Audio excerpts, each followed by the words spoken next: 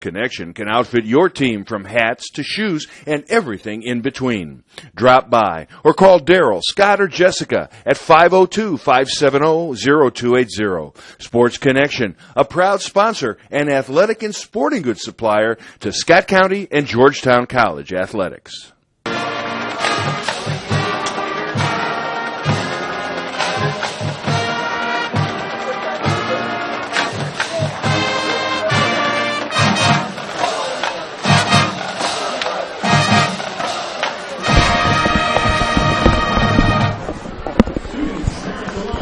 For some reason, it's not. Welcome back to the Scott County Sports Network. Mike Ritchie, along with the governor, Mark Walls, Kevin Ritchie. We're at Cincinnati, Ohio, Elder High School. The stadium known as the Pit. Should be a good football game here tonight. Scott County comes in with a perfect record of 3-0. They defeated Highlands 54-28 last Friday. Elder comes in with a record of 2-0. Their head coach, Doug Ramsey, in his 19th season, picked up his 150th victory against Lakota West, 34-17. Last Friday. Mark, first time seeing this stadium, they said they expect between 7,000 and 10,000 folks here tonight. If that's the case, any concern about a little bit of nerves from the Scott County football team? Yeah, I think so. Yeah, I think so, Mike. I think this is a big game, and it's been circled on the Scott County calendar for a while. One of the things that I think Scott County's got to be careful of is not to get too caught up in the moment and get too excited coming into this game. This is a great atmosphere, one of the traditional old stadiums, great history here at the Pit. You know, you've got to remain calm and focus on what your job is and concentrate on what you need to do to win the football game. They can't get too hyped, and that's one thing that I'm sure the coaching staff's talking about. You know, we talked about Doug Ramsey picking up his 150th victory in 19 seasons. When you look over head coach Jim McKee, what a record he's put up in his 19th season, 198 victories. So pretty good coaching staffs, and I think the thing I saw a little bit of the post game last week after the Lakota West game, and the biggest thing that Coach Ramsey said that he felt like their success is due to the fact that his assistants had been around for a long time, and the same goes for Scott County. Head coach Jim McKee has his assistants in place, and they've been there for quite a long time. All righty, let's do this. Let's take another time out. We'll come back. We'll look into some results from last week and much more here on the Scott County Sports Network. Back after this. Well, there's a big name in cars that we all know. Over 40 years, and Frank Shoup in Georgetown is still a big name in cars. He's big on service and he's big on deals.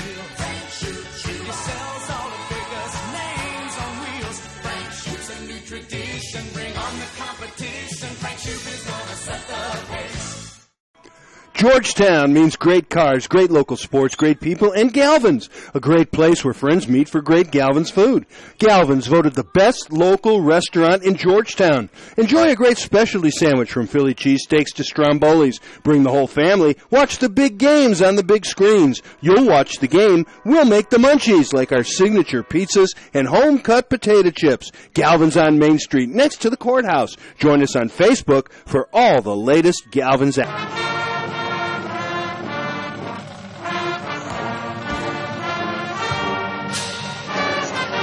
Hi, I'm David Goldman with Georgetown Family Chiropractic. Are backaches and headaches a problem for you?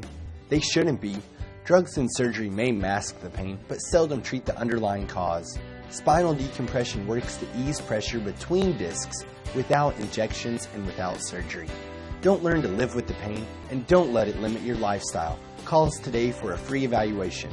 866-807-8611.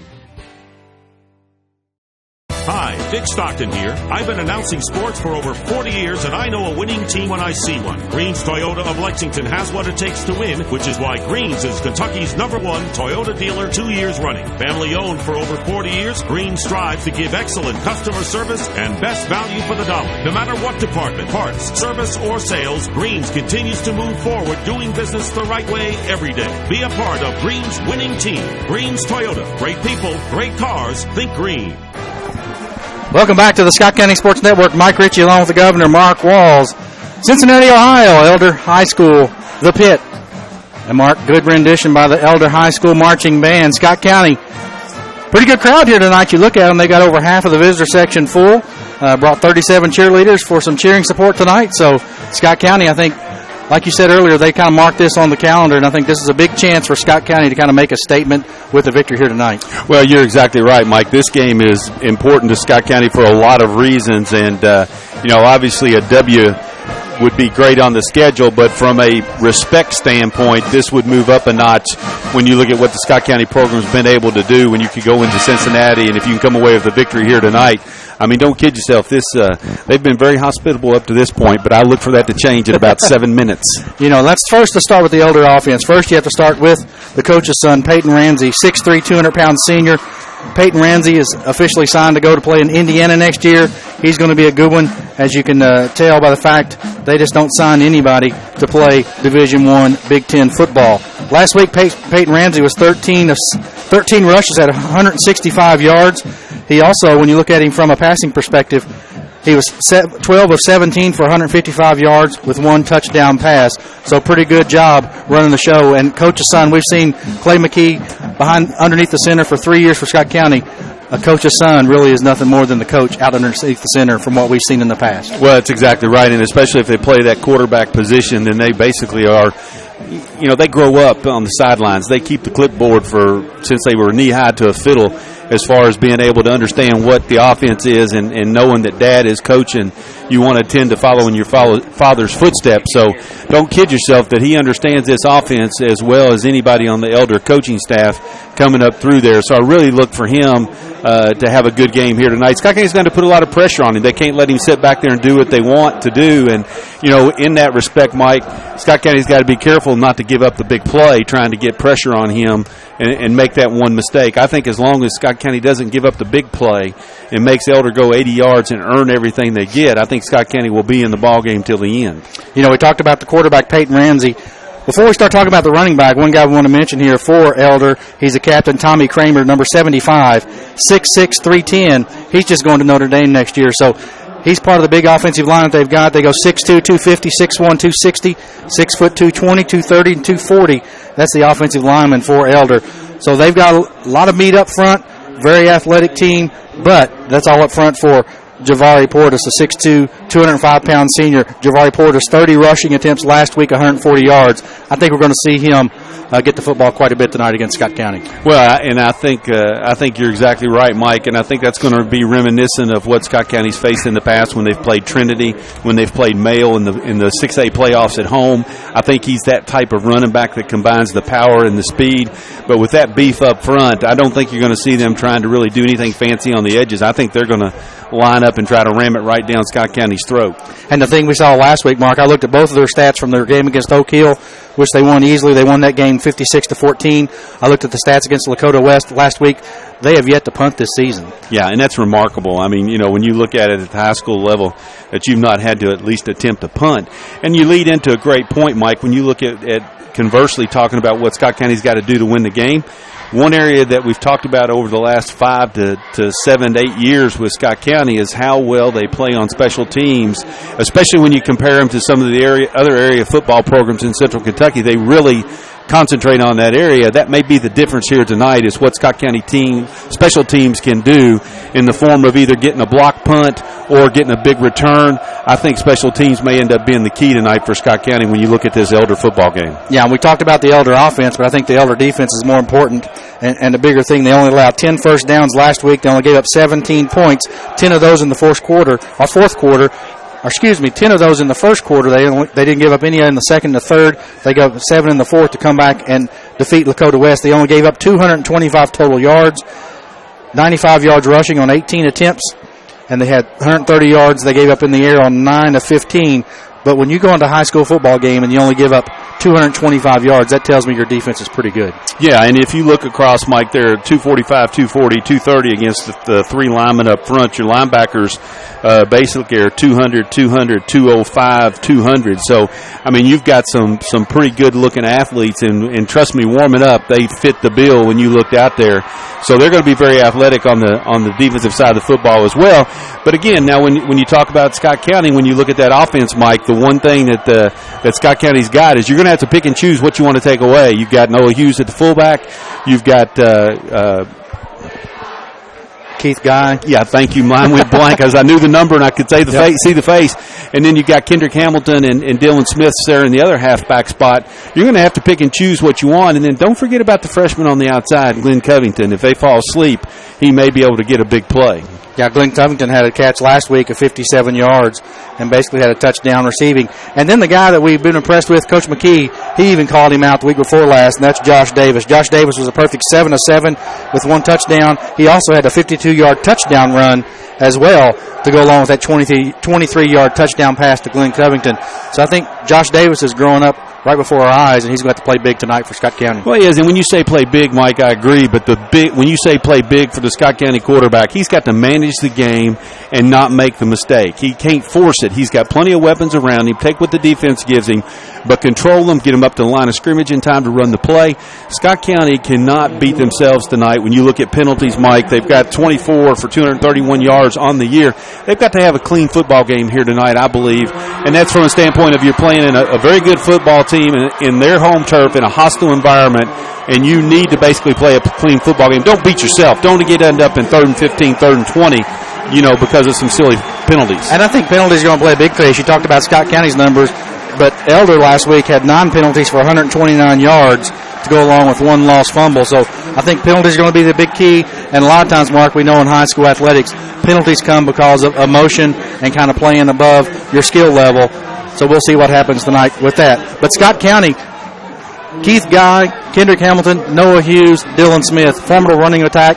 It's going to be interesting to see how Scott County's line, they do a great job of getting to the spots, getting to the angles, and holding their blocks. It'll be interesting to see what they can do with a little bit more beef up front that Elder's going to bring here tonight. Yeah, and they're going to have to hold their blocks a little bit longer, I think, and it's going to be interesting to see how they respond. We talked about it on the drive up here. They're going to get smacked in the mouth. I mean, this is going to be a rough football game from the standpoint that you're going to get hit, and you're going to get hit a lot, and it's going to be how you bounce back from those hits. I think Scott County will respond well, and I think it's going to be a very good football game. For those that have made it out here tonight, I think they're going to be well entertained, and I think it's going to go down maybe to the last possession. All righty, kicking off will be Elder going from right to left. Looking at your computer screen, kicking off for Elder is number 99. That's going to be Lenny Ballou for Elder High School. Lenny Ballou is a 6'1", 185-pound senior kicker. Back deep for Scott County is going to be Dylan Smith. He'll be on the right.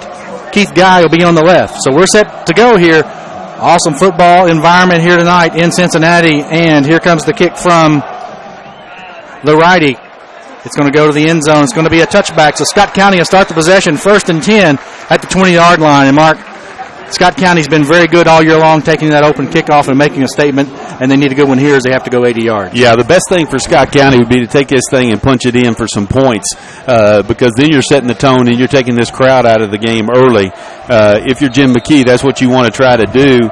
Now it's going to be interesting to see how the kids respond and just hopefully they can keep their emotions in check because this is one that everybody wants to play their A game. So Lenny Ballou, the kicker, kicks it into the end zone. Scott County, Josh Davis under center. You got Keith Guy to the left, Noah Hughes directly behind him, and Covington in the handoff as expected. The fullback dive up the middle. He'll pick up about 2 yards, and on the tackle 4. Cincinnati Elder, number 51, will be on the tackle. That will be Joe Schroer, one of the team captains, and we're going to hear his name a lot from that defensive tackle spot right over the nose guard. Davis fakes the handoff. Keith Guy, right side, splits the defenders, and he's got a hole. It's a foot race, and he's got one guy to beat, and one guy brings him down, number 4, Mac Burke. And Keith Guy with the big gain. Scott County, 36-yard pickup. First down, Scott County. And Keith Guy, it's amazing, Mark. A lot of times when Keith Guy was younger, he'd try to get to the edge. Now he doesn't try to get to the edge. He just looks for that hole. Very, very patient. You can tell he's definitely a senior, and he's been doing this a while. Great job by Alex Miller, the right tackle, and Trey Bender, the guard. Both of them pulled. Got a nice little trap block that gave Keith the alley to cut up from behind.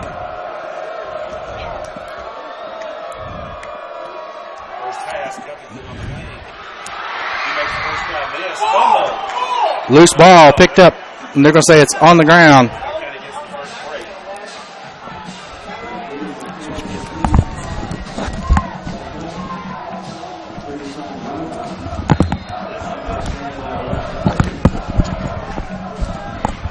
So Scott County, it'll be second down and 2 after the completion is good to Glenn Covington.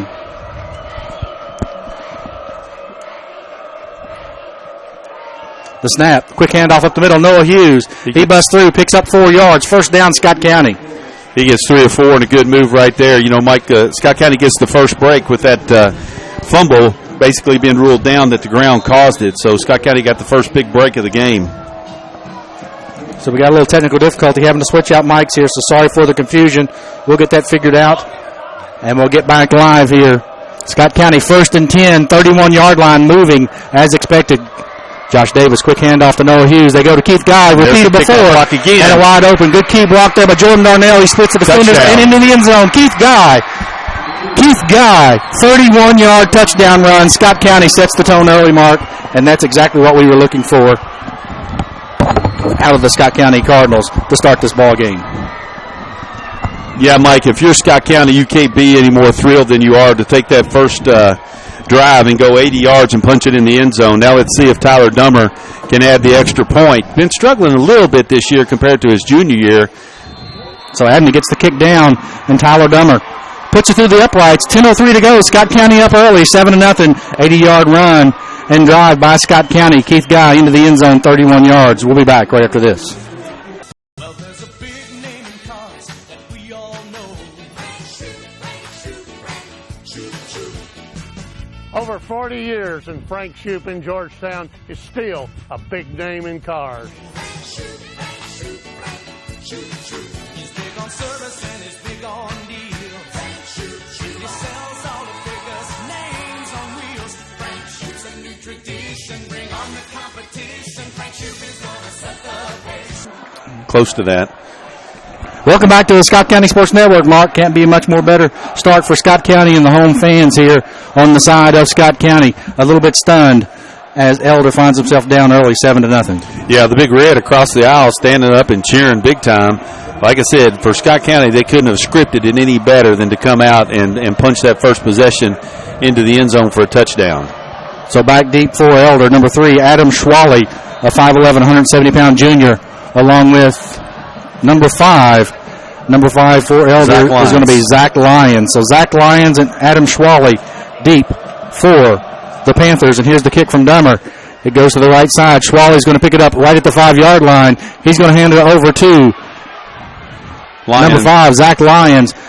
Cooper Robb on the tackle. Cooper Robb with the tackle. Zach Lyons gets the handoff from Schwally. He runs it out from the 5-yard line all the way out to about the 27, or make it the 29-yard line.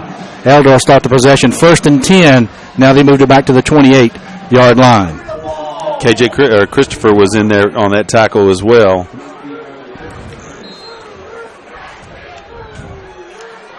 And now let's see what Elder does offensively. I like him making a gun. So out of the shotgun, Peyton Ramsey, a 6'3", 200-pounder. He goes right up the middle, and he picks up about 6 yards. It'll be second down and 4 for Elder. And we got a flag on the play. And there's the emotions, Mike, we were talking about. Eric Abney on the tackle for Scott County. But we've got extracurricular activities afterwards. So Ramsey he'll pick up 7 yards. And then Scott County gets hit with a personal foul. And you don't need that. Scott County, we talked about earlier, have to control the emotions. We feel like penalties will be a big, huge part of this football game. And right now, the first big penalty, goes against Scott County. So Peyton Ramsey in the shotgun. 3 receivers to the right, 1 to the left, empty backfield. And here's the snap to Ramsey. Ramsey looks back, has a guy open over the middle. Into the hands of number 11, Robbie Oswald. Robbie Oswald, we got a flag on the play. It might be a legal motion. But Robbie Oswald picks up enough to get the first down, but we'll have to see what the penalty flag is. And Tyler Braxton on that tackle from behind. And the official's going to say, let's move it back. So it's going to knock out the 14-yard reception pass to Robbie Oswald. And again, Mark, Elder goes 3 to the right, 1 to the left. They let everybody run deep, and then Oswald comes underneath the middle. Nobody's with him. Illegal man downfield. You know, the only thing, Mike, when you look at that play, they gave him an awful long time to sit back there. They cannot give Ramsey that much time to throw the football. I don't think that we can cover that's just asking way too much from a defensive back to cover for that long a period of time. So that'll be a 5-yard penalty. It'll be a 1st and 15 for the Panthers on their own 44-yard line. So, again, back-to-back big penalties. One against Scott County was a 15-yard personal foul. And then they got the illegal man downfield for Elder. So that'll be a 5-yard penalty and wipe out a 14-yard gain. And Coach Doug Ramsey not happy at all, is he, Mark? No, he doesn't agree with that call. Kind of expressing his feeling on the sideline. So it's time for them to regroup and get going here. All the Elder players looking for the coach. They all have the wristbands on their arms. He calls the play. They all look down and see what's going on. Scott County. Big Jeremiah Happy over the center. They go 3 to the right. Ramsey with a direct snap and a run. He splits the defenders, and he's met at about the 47-yard line by about 3 Cardinals, Mark. Just like Keith Guy. Eric Abney and Hernandez. Gavin Hernandez.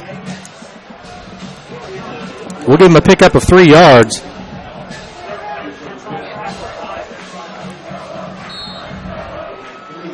Look for a naked bootleg out of that alignment at some point, Mike, with everybody on the right side of the field. That left side be perfect for just a rollout.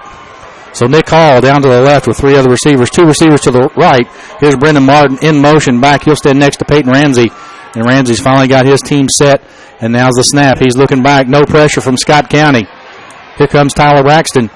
And the pass intended for Noah Hall is broken up by Cooper Robb. That was a nice defensive play by Cooper Robb. Step for step and dove down in front of him.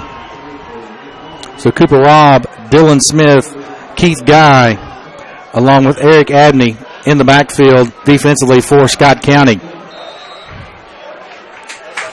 For Elder, wide receivers, they have Adam Schwally.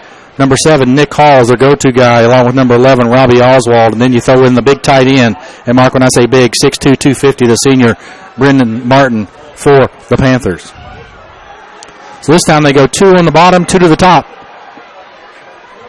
Then they move Oswald into the slot, and Martin will come back for a little bit of pass protection. And here's Peyton Ramsey, 3rd and 12. He's got a wide-open receiver, number 11, Robbie Oswald, with the catch. Over top of Eric Abney, Dylan Smith with... And Mike, you know, the thing about that is you really can't say that was bad coverage by Abney. I just think that was a really good throw by Ramsey. But again, Scott County unable to get pressure on him. I don't think Monty McIntyre is going to be able to let him sit back there and do this all night.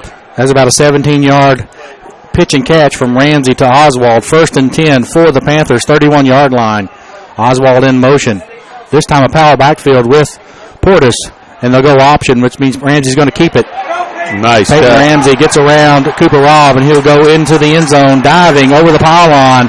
And they're going to say no, he's going to be on the 1-yard line as Dylan Smith keeps him from going into the end zone. And I'll tell you what, Scott County, one of the DBs, I didn't get the number there, he got a little bit of a lesson as Peyton Ramsey, you know, chuck and jive him a little bit, and it'll be 1st and 10 for the Panthers at the 1-yard line as they have a pickup of 34 yards on the run. And again, Mark, first time we've seen that is almost like an option. We took Portis out of the play, but Ramsey split the defenders and made one guy miss, and he went to the corner of the end zone. Just didn't get in, and Portis is going to get the beneficiary of the 1-yard carry, and the touchdown will be given to Javari Portis. It'll be a 1-yard run and a TD for Javari Portis, and they've got an injured guy down on the field for Elder, so we'll do this. We'll take a timeout. We'll take a 30-second break while they attend to the Elder lineman that's down on the field. We'll be back on the Scott County Sports Network for the Extra Point right after this. Hi, Dick Stockton here. I've been announcing sports for over 40 years, and I know a winning team when I see one. Green's Toyota of Lexington has what it takes to win, which is why Green's is Kentucky's #1 Toyota dealer 2 years running. Family owned for over 40 years, Green strives to give excellent customer service and best value for the dollar. No matter what department, parts, service, or sales, Green's continues to move forward doing business the right way every day. Be a part of Green's winning team. Green's Toyota. Great people, great cars. Think Green. Welcome back to the Scott County Sports Network. Mike Ritchie along with the governor, Mark Walls, Kevin Ritchie here as well, bringing you an audio-only broadcast due to high school restrictions here in the state of Ohio for the visiting team. So we're audio-only here tonight on the Scott County Sports Network. Injured lineman down on the field. Can't see the number and don't want to make a guess until we see what's going on. So Eldermark comes back on their own. Nice drive by them as they go about 65 yards and score on the 1-yard run from Javari Portis to make the score 7-6. We're still waiting for the extra point attempt. And Scott County had a good opportunity there. They had them 3rd and 12 and gave up a 17-yard pass to Oswald.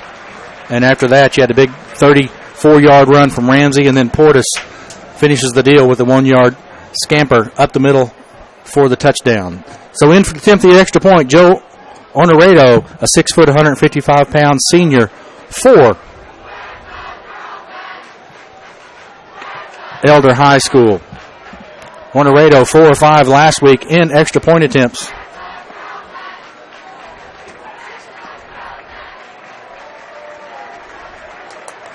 Holding will be Robbie Oswald.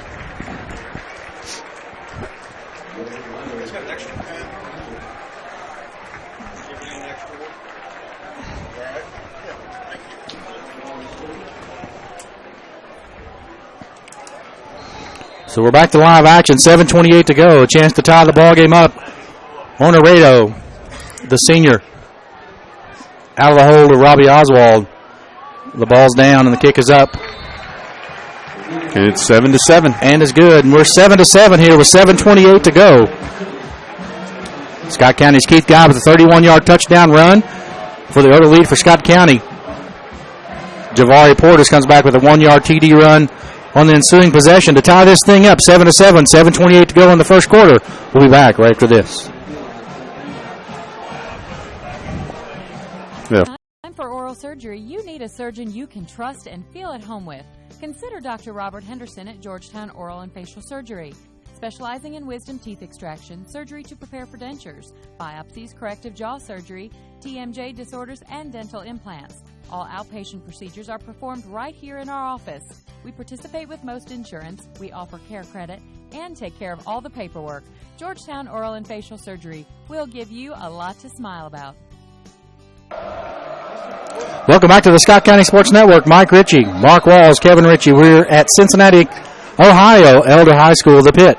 And Mark, pretty awesome place to see a football game. And we've seen a good one here so far. Back-to-back scores for the initial possessions for both teams. 7-7 is your score. 7:28 to go in the first quarter. And time for to see the first one to blink. I think what we're going to run into tonight. Yeah, it's going to be who makes that fatal mistake at the critical time, because, like I said, I think both offenses have proved that they can move the football. So it's going to be interesting to see. There was a penalty on that extra point, apparently against Scott County, as they're going to kick off from 45. So you can pretty much bet Scott County's going to be starting on the 20 unless there's an onside kick here. Good opportunity for an onside kick. Thinking the same thing. Honoredo is kicking this time. Lenny Ballou kicked off the first time, so you got to keep your eyes open here, because really there's nothing. You're only going to lose about 15 yards if you go for the onside kick, and even if you don't get it. So the righty. And there it is. It is the onside kick right into the hands of a Scott County player. Let's see who the number is. Number 19. That would be Jordan Darnell. Tight end, so good hands. And a good call right there by Elder. Like you said, Mike, didn't have anything really to lose when you took about field position. So Scott County, to their credit, was ready for it. Didn't get caught napping. And it'll be 1st and 10 on the 31. See what kind of adjustments will be made this time coming around on the Elder defense here. Glenn Covington at the bottom of to the right. Scott County moving left to right on your radio dial or your computer screen. So Keith Guy in motion. Davis with the handoff up the middle to Noah Hughes. Noah Hughes out to about the 38-yard line. Pick up of 7 yards for Scott County's Noah Hughes. That'll give him 14 yards on the ball game, and Scott County will make it 2nd down and 2 yards. They'll give him a pickup of 8. And Scott County will take that all night long, Mike, if they can get that out of the fullback dive. So 2nd down, 38.5-yard line. Josh Davis under the center. Kobe McKee. Keith Guy in motion. And they'll go right back to Noah Hughes. They'll give it to him all night long until they stop it. He only picks up about 2 yards this time. Yeah, and that's so it'll be the 40-yard line. And that was Keith Orloff on the tackle, or one of the other players on the tackle, and I believe number 69, which I don't have him on the 69, Darnell Dawson.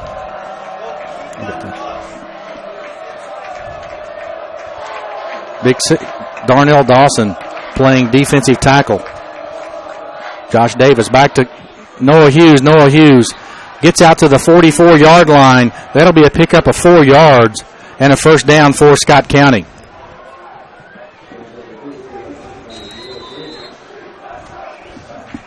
And for Elder, Deontay Bessler at 6'5", 230 comes in. And he's coming in with size, and size. So first and 10 for Scott County, 44-yard line.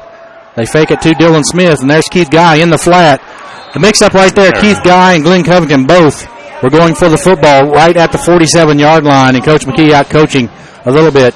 Not what sure the mix-up was there, but both of them were open, and the pass was a little bit high from Josh Davis. Well, and Keith Guy kind of don't know if Glenn Covington would have had a chance because it hit Keith Guy's hands first, but obviously one was either too short or one was either too long in the pattern because, like you said, Mike, they were both there, easily covered by the one Elder defensive back. So second down and 10, 44-yard line, Scott County up the middle. They fake the handoff to Hughes. Here comes the play for Keith Guy. He's busted it big 2 times in a row. This time he only gets out to the Elder 49-yard line. Ben Allison on the tackle for Elder. So that'll be a pickup of 6 yards. That'll make it third down and 4. Big play of the ball game right here. And you can tell it's third down because pretty much anywhere you go, some AC/DC song gets fired up on third down, and the same goes here for the purple-clad Panthers of Elder High School. So big play, 3rd and 3. Glenn Covington out wide left. Scott County, normal formation. Noah Hughes directly behind Josh Davis. Keith Guy to the left. Dylan Smith in the wing to the right. And they're going to give it to Dylan Smith. His first carry, no blocker for Scott County. And number 9, Tariq Daly with the tackle. And he's going to be about 2 yards short with the pickup of 1 yard will be number 8, Dylan Smith. Now the first interesting call here, and it looks like Coach McKee's not hesitating. He's keeping the offensive unit out on the field, Mike. It's going to be a 4th and a long 2 for Scott County. See if they're attempting to draw off sides or if he's going to try to pick it up. Like I said, big call right here. Josh Smith fakes it. He's trying to go a tight end down the middle. They block him. Might have been a penalty call, but Glenn Covington comes back, almost makes the play, and it'll be a turnover on downs. And again, Elder did a great job. The tight end going down the middle. He was wide open. One thing happened, though, was he kind of run into a linebacker, and if you ask Elder, that was incidental contact. But it was about 10 yards down the field as Scott County was going to that patent play that they run all the time, sneaking that tight end down the middle. This time it was blown up by Elder, so Elder will get the football on about the 46-yard line. Well, Mike Bessler, the 6'5", 230-pound defensive end, did a great job right there getting in Josh Davis's face and making him move. Credit Josh Davis for not taking the sack and being able to get the pass attempt away, but he kind of blew that up and made Josh have to scramble. So 4:34 to go in the first quarter. We're tied at 7. Elder with the football. Modified teacup for our man Bill Needle. We got a flag on the play. It's going to be a false start against the Panthers, and not what head coach Ramsey wants to see, as his team will start 1st and 15 from the 43-yard line.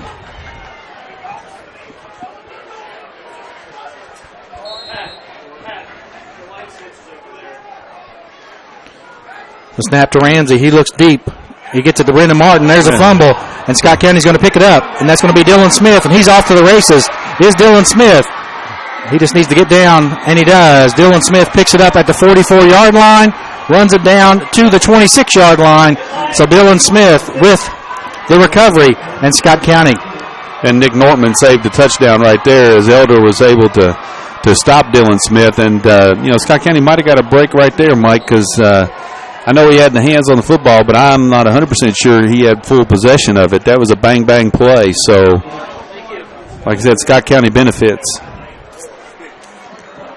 All right, Scott County, first break of the ball game with 4:22 to go. 7-7 is the score. Scott County held on their 4th down attempt, they get a completed pass of 4 yards to Brendan Martin. As soon as he gets the ball, he drops it at about the 44-yard line. Picking it up is Dylan Smith. He returns it back 13 yards down to the 31 for Scott County to start the possession, 1st and 10. So we got a battle of the lights going on. Some people want it on, some people don't. So we'll see who wins that battle. And, Mark, we're not at home, so that's something we don't have to worry about, do we? No, we're just a guest. We're just a guest and happy to be here. I want to say a special shout-out to the athletic director at Elder High School for allowing us to come here and bring you the audio broadcast. And since we walked up to the first gate, Mark, nothing but hospitality from the Panther staff here at the pit. Yeah, been very nice and cordial. Like I said, till right at kickoff. Yeah. So, again, 4:22 to go. Scott County starts their 3rd possession. This time, Scott County will start on the Elder 26-yard line. Fumble. And a fumble by Scott County. We'll see who gets that one. And that ball is loose, and Elder has picked it back up. I don't know that Josh Davis ever had that. Picking it up is big number 69 for Elder. So you're 1-1 in the turnover. Darnell Dawson with the fumble recovery.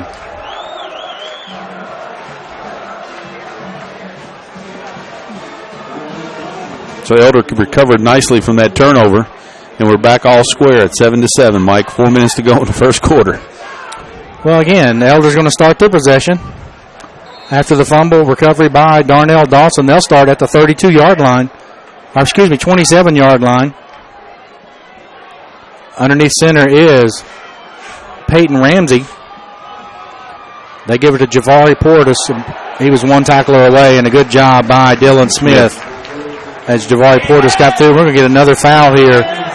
And if he doesn't watch out, the big guy, Jeremiah Happy, is going to get thrown out of this ball game as he gets a penalty, and then he pushes the defender afterwards. And Jeremiah Happy, the big nose tackle, right in the middle of everything. Did he get ejected? So the run is, I don't think so. I think they just called him to get off the field. So the run goes to the 33-yard line. So that'll be a pickup of 6 yards for Portis.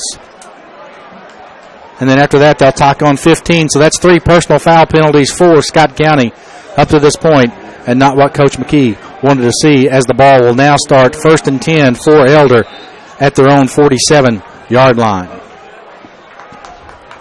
Here's a snap to Ramsey. He hands it off to Portis. Portis bounces it outside, and Cooper Robb grabs and holds on. It's the right word, holds on. And there's another flag. And the referee's trying to take control of this. The motions are high. They're going to get a personal foul this time on Elder. Against Elder.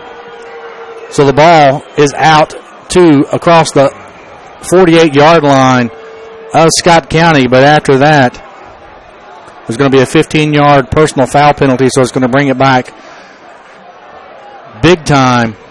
And Elder, for them, the personal foul is a lot bigger because they lose 15 yards, and it's going to be 1st and a long way. Let's make it 1st and 20 for the Panthers on the 37-yard line.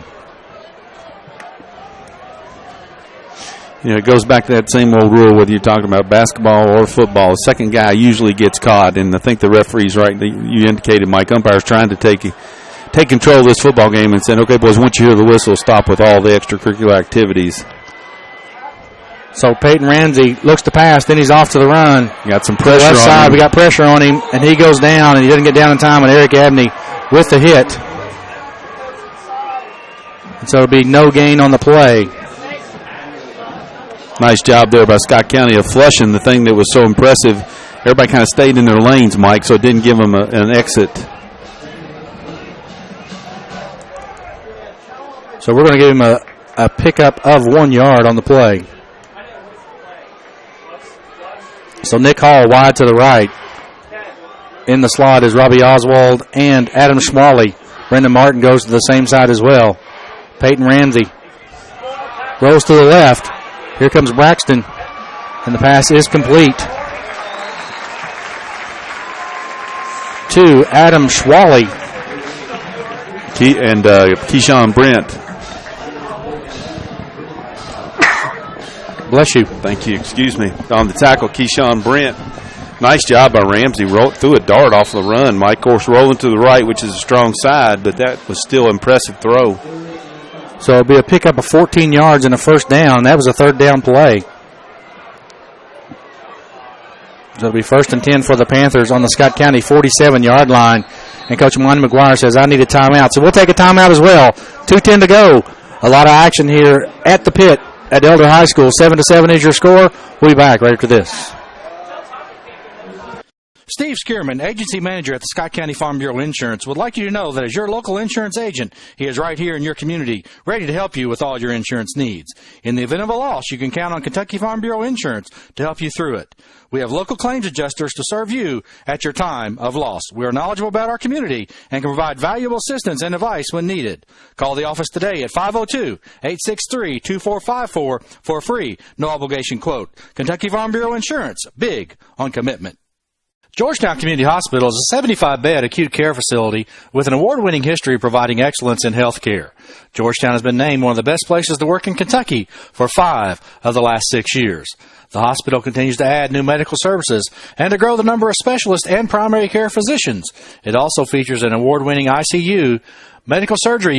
Welcome back to the Scott County Sports Network. Elder with the football, third down. Little screen, nice call. And they get it to Schwally. Schwally still on his feet, brought down from behind by Scott County. Number 62 for Scott County. Trey Bender. Trey Bender going both ways.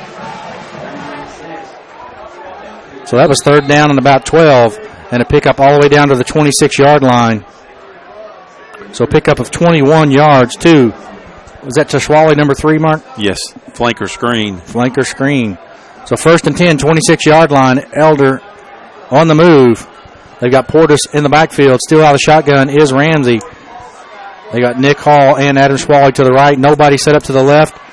And they're going to do the quick screen out to Schwally. Schwally splits defenders and is brought down by Scott County's number 7, Cooper Robb. But Schwally, a 14-yard pickup, a 21-yard pickup, and this time Elder's picks up 15, so they're kind of in a rhythm as they go 1st and 10 from the 11 with the 15-yard pickup to Adam Schwally. They're in a very nice rhythm. And that was just kind of a flanker screen right there. Getting them to go deep. For Elder was number 7, Nick Hall. He kind of cleared it out, and Schwally was able to come underneath. Good pitch and catch from Ramsey, picks up 15 yards and a first down for the Panthers. Nick Hall's to the left. This time they're going to give it to Javari Portis. Javari Portis, great tackle by Eric Abney along with Trey Bender. We're going to get another foul against Scott County. It's going to be a personal foul penalty, and Keyshawn Brent is all over Scott County. Can't see the number of the penalties going to be on for the Cardinals, but that's the 4th one. Kendrick Hamilton is who it looks like Tyler Braxton or Trey Bender is talking to. So Portis is going to pick up about 7 yards on the play. Then tack on half the distance down to the 4.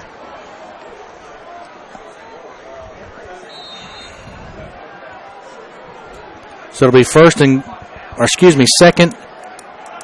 and about 3 yards to go from the 4-yard line. So Elder can get a first down without a touchdown. Look for a power play to the left here. They've got everybody over there. They're going to give it to Portis.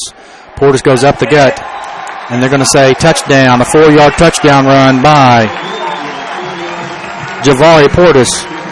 His 2nd touchdown run of the ball game, and Elder takes the lead 13-7 with 35 seconds to go here in the first quarter. And Mark, kind of a ebb and flow game, a couple of big turnovers. Scott County has to get their emotions in check as that's their 4th personal foul penalty of the ball game up to this point. As Honorado in for the extra point attempt. And Elder's too good to give that many yards just free where they don't have to earn them. And the kick is up. And the kick is good. So 35 seconds to go first quarter. Elder with the first lead of the ball game, 14-7. We'll take a timeout. We'll come back right after this on the Scott County Sports Network.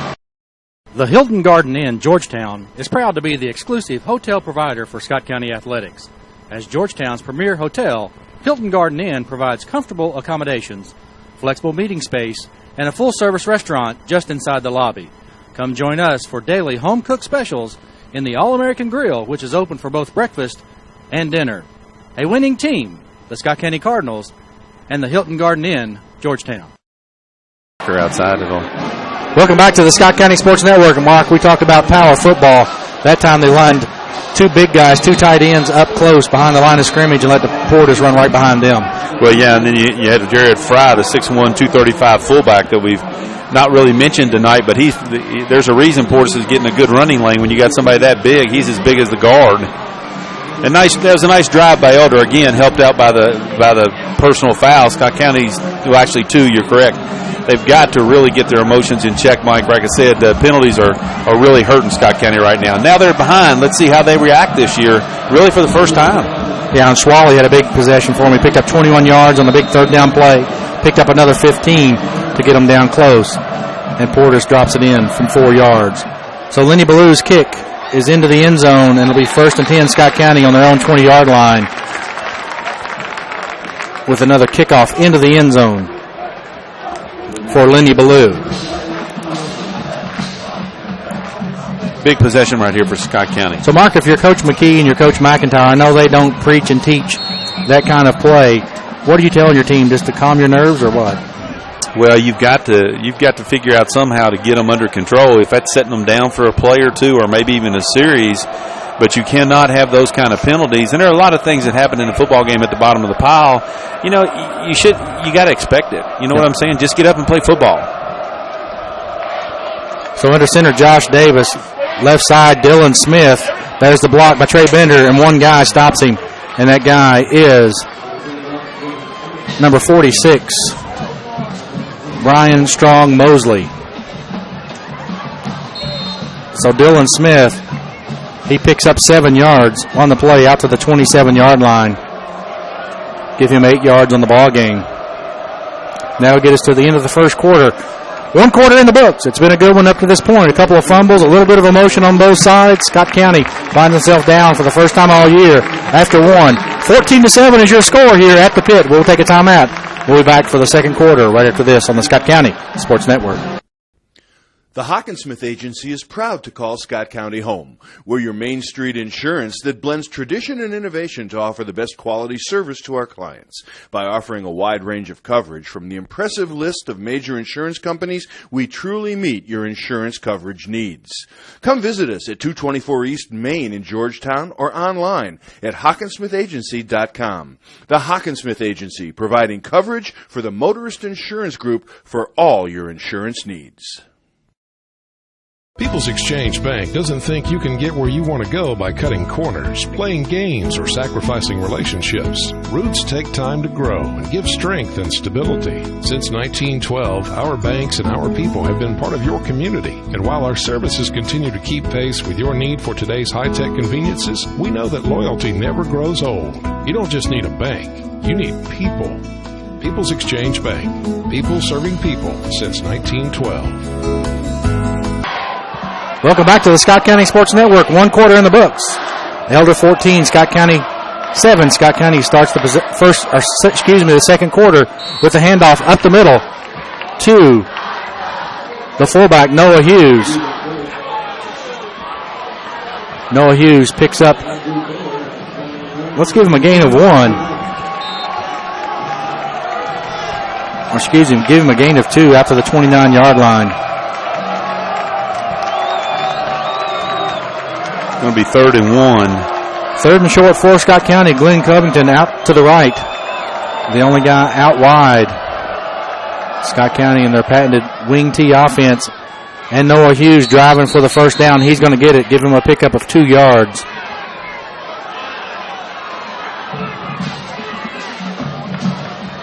It'll be out to the 31-yard line. 2-yard gain by Noah Hughes. And Mark, he got that first down, but he earned that one. Yeah, like I said, they're hitting tonight. So 1st and 10 Scott County, 31-yard line. Josh Davis under center. Keith guy, nice spin move. A good spin move. He must have been watching Braxton Millers. He gets out to the 40-yard line. Be close, maybe just a yard short. Pickup of 9 yards on the play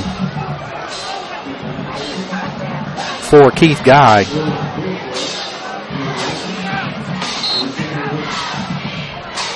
His first time touching it in a long time. He picked up 36 one carry, 31 and a touchdown on another carry, and 9 on his third carry of the ball game.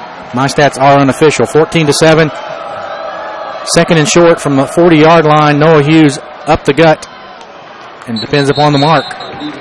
Now I think he's going to get it by the near side official where he looks like he's spotting it. They're going to give him a pickup of 2 yards. That will be a first down for Scott County. My boy Noah's going to be sore tonight. First and 10 from the 42-yard line. Scott County down 7, 14-7 here. We're into the second quarter. Specifically 10:20 to go in the first half. Glenn Covington out wide to the left this time. He's got man-on-man coverage from Max Burke. Josh Davis, Keith Guy out to the right, looking for blockers, and a great job there by the big guy, number 51, Joe Schroer. He fought off the tackle. Keith Guy thought he was around him, didn't he, Mark? And the big arm came out and kind of spun him, and then Schroer was able to keep hold of him and make the tackle. So a 3-yard pickup for Keith Guy. Scott County will be second down and 7 at the 45-yard line. Covington out wide to the left. Jordan Darnell, the tight end, on the left side as well. Then they're going to move him to the right. Keith Guy doing a little bit of coaching before he goes back to that tailback spot. Fumble on the second one again. And we'll see who it is on this time. Colby McKee and Josh Davis having a hard time. And Elder, number 90, the big man for Elder, Andrew Buller. The 6-foot, 240-pound defensive tackle for Elder with the recovery.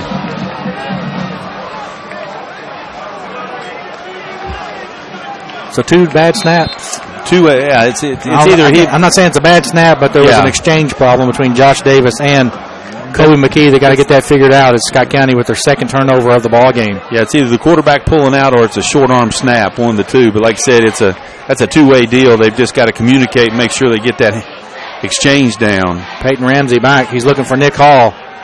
There's pressure. Swally under the. Nice catch. Again, they're going to say he's down before he goes out of bounds. Cooper Robb on the coverage, but Swally. He's having a pretty good night.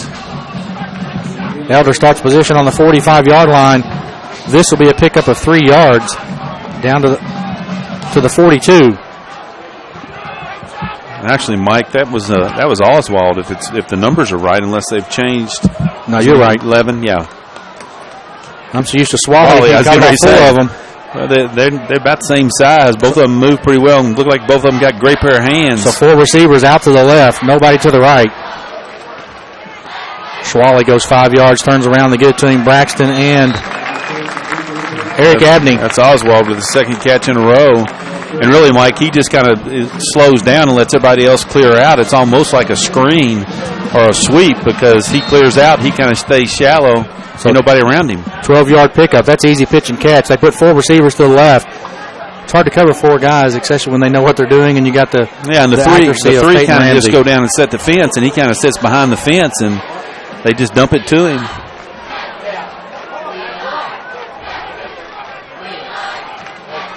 Ramsey on the quarterback keeper. Coming up, Dylan Smith with the tackle, but not after he picks up 7 yards. I'm going to tell you what, Mike, he is a good-looking quarterback. Dual threat, throw and run. And it looks like Indiana's got a pretty good one.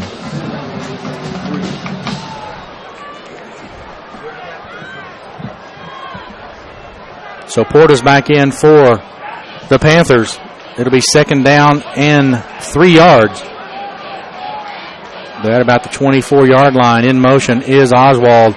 This time they're going to give it to Portis. Portis is met right 2 yards deep by number 88 for Scott County. Excuse me, 66. Noah Kane.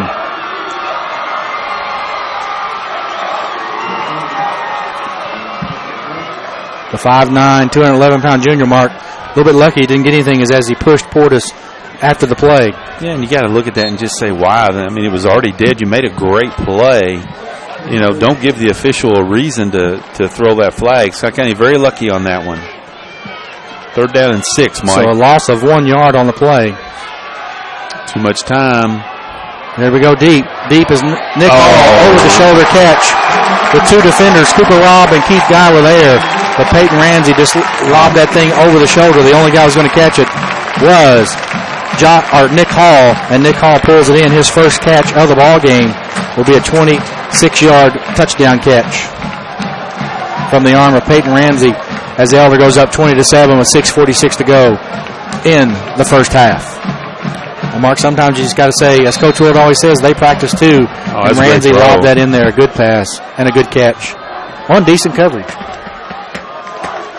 Ornaredo in with Oswald the hold. Kick is up. And the kick is good. 6:46 to go. Elder 21-7 over Scott County. We'll take a timeout. We'll come back here on the Scott County Sports Network. Georgetown means great cars, great local sports, great people, and Galvin's, a great place where friends meet for great Galvin's food. Galvin's voted the best local restaurant in Georgetown. Enjoy a great specialty sandwich from Philly cheesesteaks to Strombolis. Bring the whole family. Watch the big games on the big screens. You'll watch the game. We'll make the munchies like our signature pizzas and home-cut potato chips. Galvin's on Main Street next to the courthouse. Join us on Facebook for all the latest Galvin's action. Welcome back to the Scott County Sports Network. The scoreboard here says it all. Scott County down 14, 21-7 on a 26-yard touchdown pass from Peyton Ramsey, the Indiana signee, to his number one receiver, Nick Hall, his first catch of the ball game, 26-yard touchdown pass. And a good-looking play on decent coverage by Scott County, Mark. Well, yeah, that ball just dropped in there. You couldn't have just handed it to him any better. Just a great pass. And, again, it was created by the turnover. So you're going to see what Scott County's made of right now. Down 21-7. You know, Scott County's shown that if they can keep from turning the ball over and making some silly penalties, they can move the football. They need to put a drive here and put some points on the board to get back in this football game. So Lenny Ballou in to kick. That means they're going to kick it into the end zone. He's 2 for 2 in the end zone. 3 for 3. And now make it 3 for 3. Now they're going to let him come out. Wow. And so returning it is Dylan Smith. He's going to get tackled at the 16-yard line by number 5, Zach Lyons, and number 3, Adam Schwally. And again, he had 1 foot in the end zone there, Mark. Yeah. Scott County, to be honest with you, probably wish they'd have called it. They would have picked up the 5 yards and started at the 20. But the key here for Scott County is just to get back focused and run your offense and do what has gotten you to where you've been this year and last year in your success. Just run the play and execute. So Scott County starts the possession 1st and 10 at the 16-yard line.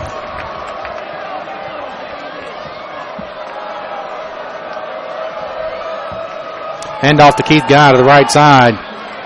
Good job of stretching the play out, and the tackle is going to be Ryan Furness, his first tackle of the ball game.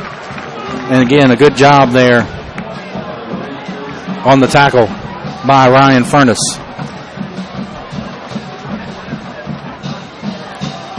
So they're going to actually say, Mark, a loss of 1 on that play.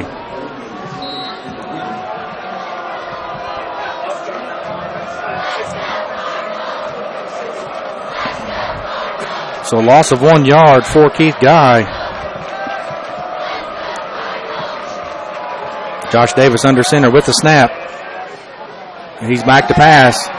Wide open is Kendrick Hamilton. Nice He'll play. catch it at the 25-yard line. It's going to be about a half a yard short of the first down, so it'll be 3rd down. And a short one for Scott County on the pass completion to Hamilton. Allison on the tackle for Elder. Give Josh Davis credit, Mike, because when he rolled out, he had 3 purple jerseys right in his face.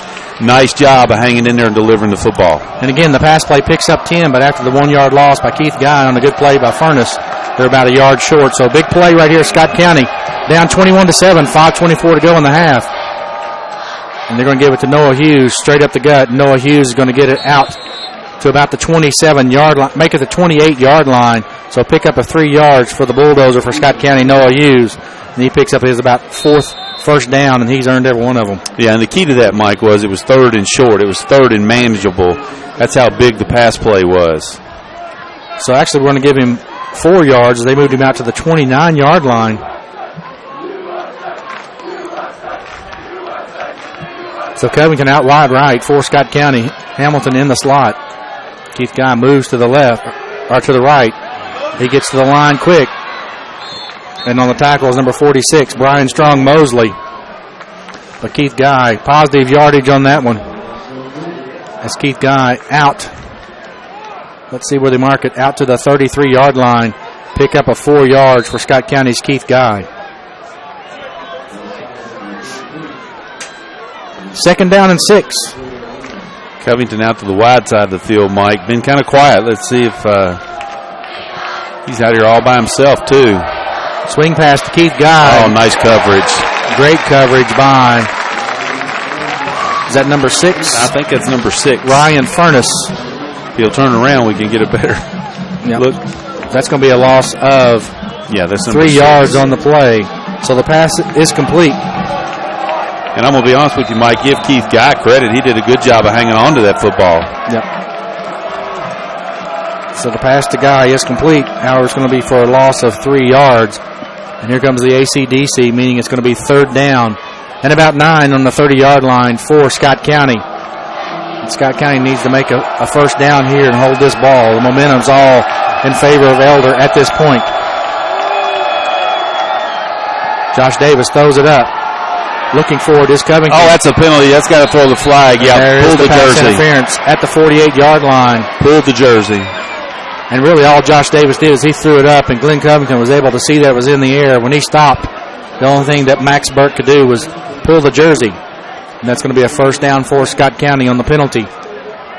And again, penalties playing a big key role right there because Scott County doesn't pick up that first down. You're right, Mike. And the way Elder's playing, you could pretty much count on them putting another score up before the half. Really put Scott County in a hole. So that's going to be a 15-yard penalty to bring it out to the 45-yard line. Scott County, 3:28 to go. A big first down. Right there, Josh Davis threw it up for grabs. Glenn Covington made the adjustment. Max Burks pulled the jersey down, and they called pass interference. 15-yard penalty. Scott County the beneficiary. They'll give a 1st and 10 at their own 45-yard line. Covington out wide right. What a hole Keith Guy made. Oh, great tackle. Great tackle there by David Heisel. Man, he saved a touchdown right there, Mike. As Scott County into Elder territory, they get it down to the Elder 47-yard line. He doesn't make that tackle. I don't know if anybody catches Keith Guy. So that'll be a pickup mark of 12 yards. And Keith Guy, that little hop, if he'd been just a little bit quicker, he's done that every game this season to get open. He did it that time, but shoestring tackle by David Heisel to save a touchdown. In motion, Kendrick Hamilton from right to left. Noah Hughes up the middle. They pick him up, bring him back. Daly. Tariq Daly. He gets it down to the 40-yard line. He just figured the easiest way to do it is just pick him up.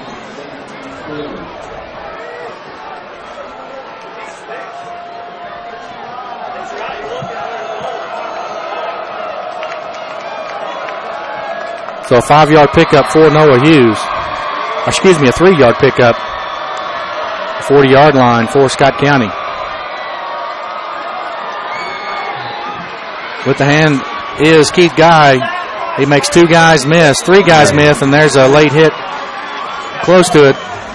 They don't make the play or make the call, so Scott County's Keith Guy gets it down to the 27-yard line. Heisel again on the tackle right there. Keith Guy did a nice job of waiting on his block. Wasn't quite as quick getting out there with the guard pulling on that left side as they are on the right. 13-yard pickup for Keith Guy, 1st and 10 for Scott County. At the 27-yard line, 2:05 to go. Scott County on the move, down 14, 21-7. Keith Guy again. Keith Guy. Man, there is nowhere to go, Mike. Nowhere there. He spins and 2 guys tackling. First up with the credit has been Allison. And that's going to be a loss of yardage for Keith Guy. There wasn't anybody out there but 3 jerseys when he went to cut in. I don't know if they thought the misdirection would have a one-on-one out there, but pretty good job of scouting by the Elder defense because there were 3 jerseys waiting on him in the hole. So a loss of 2 yards for Scott County's Keith Guy. Let's put it this way, nobody was fooled on that play. There was 3 jerseys with no Scott County defenders between Keith Guy and Elder. Or not defenders for Scott County, blockers, I meant to say. Cooper Watts at tight end in for Scott County.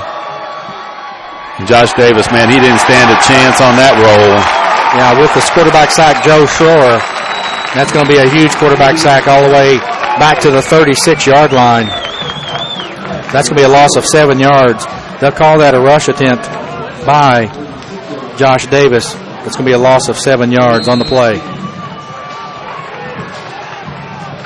So it's going to be 3rd and 19 at the 31-yard line. Excuse me, the 36-yard line. Coach McKee's going to let the 25-second clock run down. And here he goes. He's good at it, Mark, isn't he? That clock management. He sees his time. His team is 3rd and huge, and he's going to call the 3rd timeout of the half. We'll take a timeout as well. Exactly 30 seconds to go here in the first half. Scott County down 14, 21-7 to the home team, the Panthers from Elder. We'll be back right after this. And the bad part about it is Elder gets football to start the second half. The Hilton Garden Inn, Georgetown, is proud to be the exclusive hotel provider for Scott County Athletics. As Georgetown's premier hotel, Hilton Garden Inn provides comfortable accommodations, flexible meeting space, and a full-service restaurant just inside the lobby. Come join us for daily home-cooked specials in the All-American Grill, which is open for both breakfast and dinner. A winning team, the Scott County Cardinals, and the Hilton Garden Inn, Georgetown. United Bank, together with you. We offer all the services you're looking for in a financial institution: convenience, great accounts, internet banking, and attentive customer service. With today's hectic pace, it's good to know United Bank meets your needs with locations right where you need them. With 13 offices in Scott, Jessamine, Fayette, and Woodford counties, 24/7 access to cash at our branch ATMs, and the Bluegrass Cash locations in Lexington, United Bank is together with you. Member FDIC, Equal Housing. Welcome back to the Scott County Sports Network. 3rd and 19 for Scott County at the 36-yard line. Scott County needs a big play right here. The last time they were in situation, they just threw it up to Glenn Covington. He forced the pass interference call. This time they're going up to... Nope, they faked it inside to Cooper Watts. A lot of physicality. No play as the pass is intended to Cooper Watts, and it falls incomplete at the 10-yard line. Josh Davis took a shot, too, right as he released that football. So now it'll be 4th down for Scott County, 23 seconds to go. We were wondering if Coach McKee would do a running play just to keep the clock going. However, he went for the bomb, and the pass falls incomplete to Cooper Watts at the 10-yard line. So it'll be 4th down and 19 for Scott County.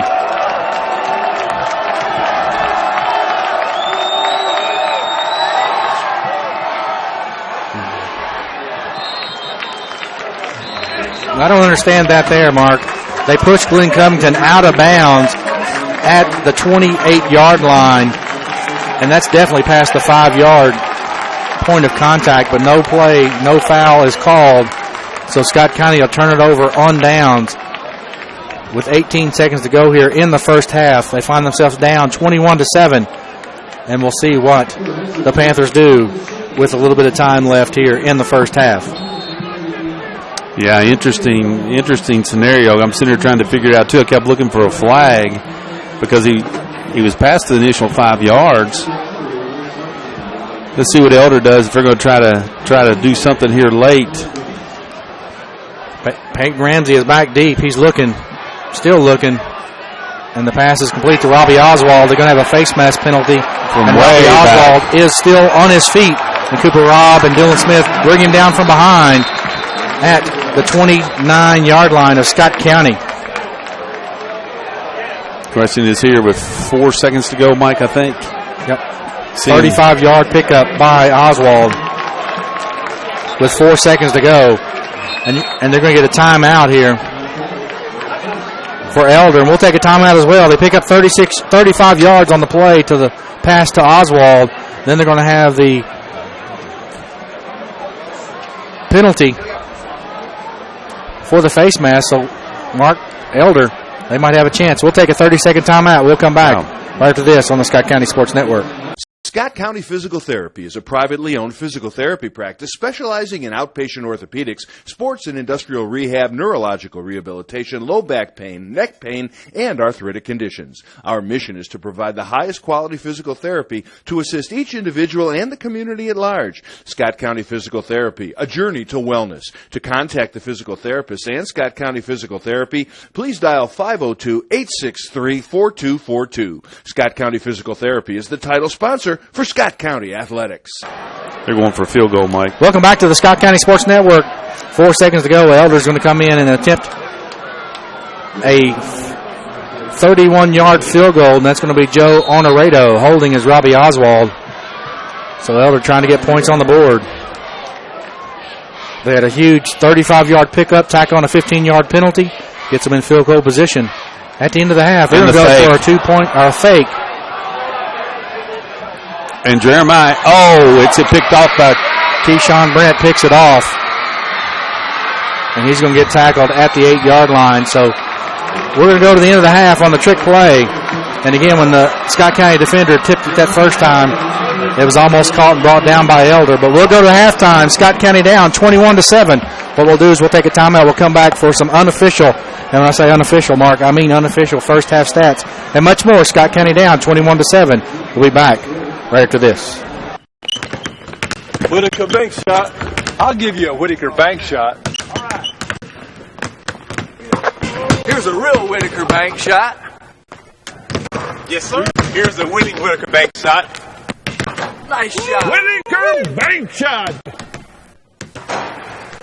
Now, there's a Whitaker bank shot. Come on, Coach. Honey. I still got it. Whitaker Bank, uniquely Kentucky. J&L Pharmacy and Home Medical Equipment, located on South Broadway in Georgetown, Kentucky, is locally owned and operated by Scott County native Philip Johnson.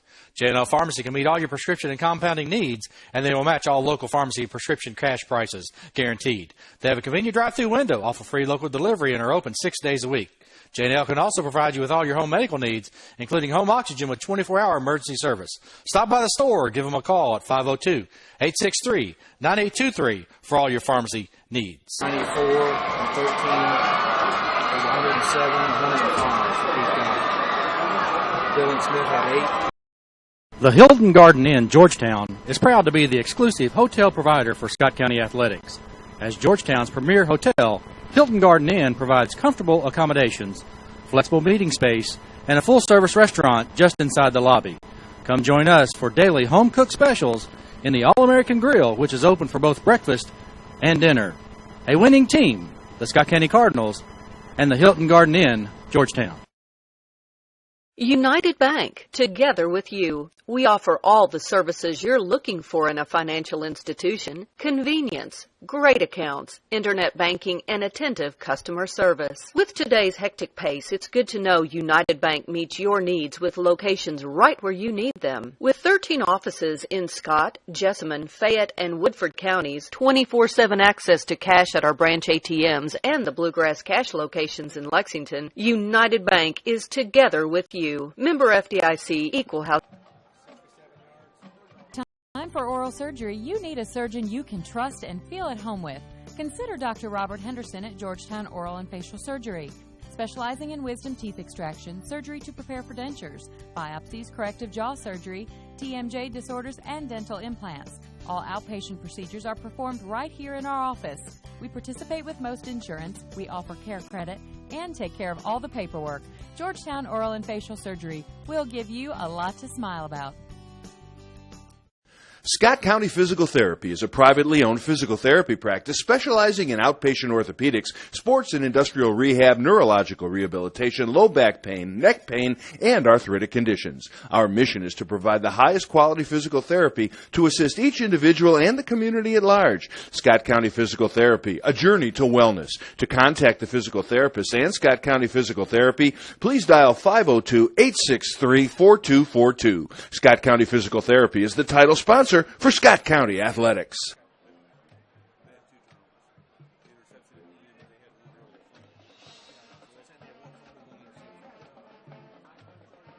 The Shanghai Express Chinese Restaurant is a locally owned restaurant located in the Indian Acres Shopping Center in Georgetown, Kentucky. Tony would like to invite everyone to come on by and dine in the spacious dining room that can host groups both small and large. Shanghai Express has been voted the best Chinese restaurant in Georgetown, Kentucky multiple years in a row by the Georgetown News Graphic. Stop by the restaurant or give Tony a call at 502-868-6858 to enjoy the best Chinese food in Central Kentucky. Sports Connection is your team and retail sporting goods and custom athletic apparel supplier.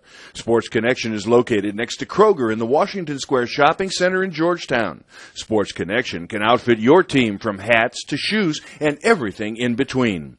Drop by or call Daryl, Scott, or Jessica at 502-570-0280. Sports Connection, a proud sponsor and athletic and sporting goods supplier to Scott County and Georgetown College athletics.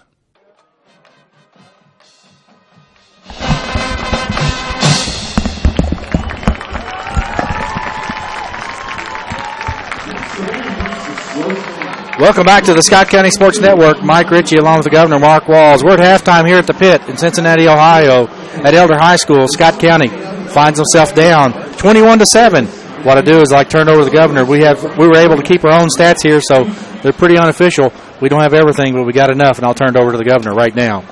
Yeah, for Scott County, Noah Hughes had 33 yards. Keith Guy had 105 yards, one touchdown on a 31-yard scamper. Dylan Smith had 8 yards, and then Josh Davis has a negative 7 yards. Pass receiving, Covington 1 reception, 8 yards. Hamilton 1 reception, 10 yards. Keith Guy has 1 reception for a negative 3 yards. The biggest stat standing out, 5 penalties for Scott County, 75 total yards, all of them on the personal foul 15-yard variety, Mike. Everything's been 15 yards for Scott County, and the timing on some of those plays really kept the Elder drives alive. Scott County, and the other big glaring stat, 2 fumbles that led to 2 scores for Elder. When you look at Elder, quarterback Ramsey had 52 total yards rushing. Portis had 22 yards and 2 TDs on a 1-yard run and a 4-yard run. In the receiving game, Oswald 4 receptions for 67 yards. Martin 1 reception for 4. Swally 3 receptions for 50 yards. And then Hall, his 1 reception, a big one, 26-yard touchdown reception from the arm of Ramsey. He just laid it in there. Elder does have 2 turnovers, 1 fumble and 1 interception came on the fake field goal right at the end of the half. But really, it's a tale, Mike, of Scott County making some untimely penalties to keep drives alive, and then the 2 fumbles from the exchange from the center to the quarterback have really been tough. All righty, Mark. Thanks for those unofficial stats. Again, we had to keep stats ourselves. We don't have our WL stats crew up here, so let you know how much we miss them. Usually it's pretty easy to do stats here. We always rely on Kenny and Leanne and their crew to do great stats for us. So 13:40 to go here at halftime. Scott County finds himself down 21-7 against the home team, the Panthers of Elder High School. We'll take a timeout. We'll come back and talk about the second half and what Scott County needs to do right after this on the Scott County Sports Network. Well, there's a big name in cars that we all know. Over 40 years, and Frank Shoup in Georgetown is still a big name in cars. He's big on service and he's big on deals. He sells all the biggest names on wheels. Frank Shoup's a new tradition. Bring on the competition. Frank Shoup is gonna set the pace. Georgetown means great cars, great local sports, great people, and Galvin's, a great place where friends meet for great Galvin's food. Galvin's voted the best local restaurant in Georgetown. Enjoy a great specialty sandwich from Philly cheesesteaks to strombolis. Bring the whole family. Watch the big games on the big screens. You'll watch the game. We'll make the munchies like our signature pizzas and home-cut potato chips. Galvin's on Main Street next to the courthouse. Join us on Facebook for all the latest Galvin's action.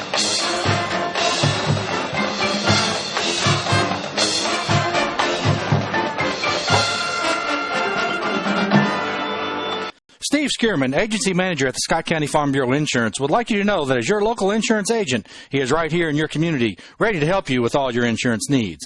In the event of a loss, you can count on Kentucky Farm Bureau Insurance to help you through it. We have local claims adjusters to serve you at your time of loss. We are knowledgeable about our community and can provide valuable assistance and advice when needed. Call the office today at 502-863-2454 for a free, no-obligation quote. Kentucky Farm Bureau Insurance, big on commitment. Georgetown Community Hospital is a 75-bed acute care facility with an award-winning history of providing excellence in health care. Georgetown has been named one of the best places to work in Kentucky for 5 of the last 6 years. The hospital continues to add new medical services and to grow the number of specialists and primary care physicians. It also features an award-winning ICU, medical surgery unit, and 24-hour emergency services. Georgetown Hospital, located on Lexington Road in Georgetown, Kentucky. Here for your needs 24 hours a day. Welcome back to the Scott County Sports Network. Mike Ritchie along with Mark Walls. Kevin Ritchie here tonight running the computer and producing the show for us. We're about 11 minutes away from kickoff. Elder 21, Scott County 7. And Mark, what Scott County need to do to get back in this ball game? Well, number one, they need to keep their composure, and you saw them get a little bit better with that toward the end of the first half. The penalties have just been huge. They've got to come out, Mike, and get a stop. They've got to get a 3-and-out off this first possession in order to get the football back. And then if they can score, then to make it a 21-14, and they're right back in this football game. What they cannot do is let Elder come out at halftime and march down the field and get a score. That's really going to put them behind the 8 ball, so to speak. So like I said, Scott County's got to come out and defensively get a 3-and-out, which means they've got to somehow figure out how to put pressure on Ramsey without giving up the big play. And the thing about it is, that was one of the things I was going to ask you, Mark. From a defensive perspective, Scott County has been able to, all year long, put pressure on the quarterback. But up to this point, they've had 1 or 2 quarterback hurries, but Ramsey has had plenty of time to look for receivers downfield. And you can look at that when you see the catches of 17, 12, 35, 21, and 14, and 26 from the receivers for Elder. So what Scott County need to do to try to get some more pressure on the quarterback, Peyton Ramsey? Well, Mike, it's going to have to come from the front 4, and that's going to be difficult because, like I said, when you look at the size of the Elder offensive line, that's a pretty big task to ask. But, I mean, you can blitz the linebacker occasionally, but what you're doing is they've got 4 out plus a tight end. You really got too many people in the try to cover the passage, so you've got to try to get that pressure with the front 4. You're talking about Jeremiah Happy, Trey Biden when he's in there, Hernandez from that hawk position. You know, those are the guys that are going to have to figure out how to get in there and get pressure. I'm not for sure Monty can blitz as much as he has, because if Ramsey gets on the outside, he's proven that he has the ability to throw on the run. He is just as accurate as standing in the pocket, and that's what makes it so hard to defend him.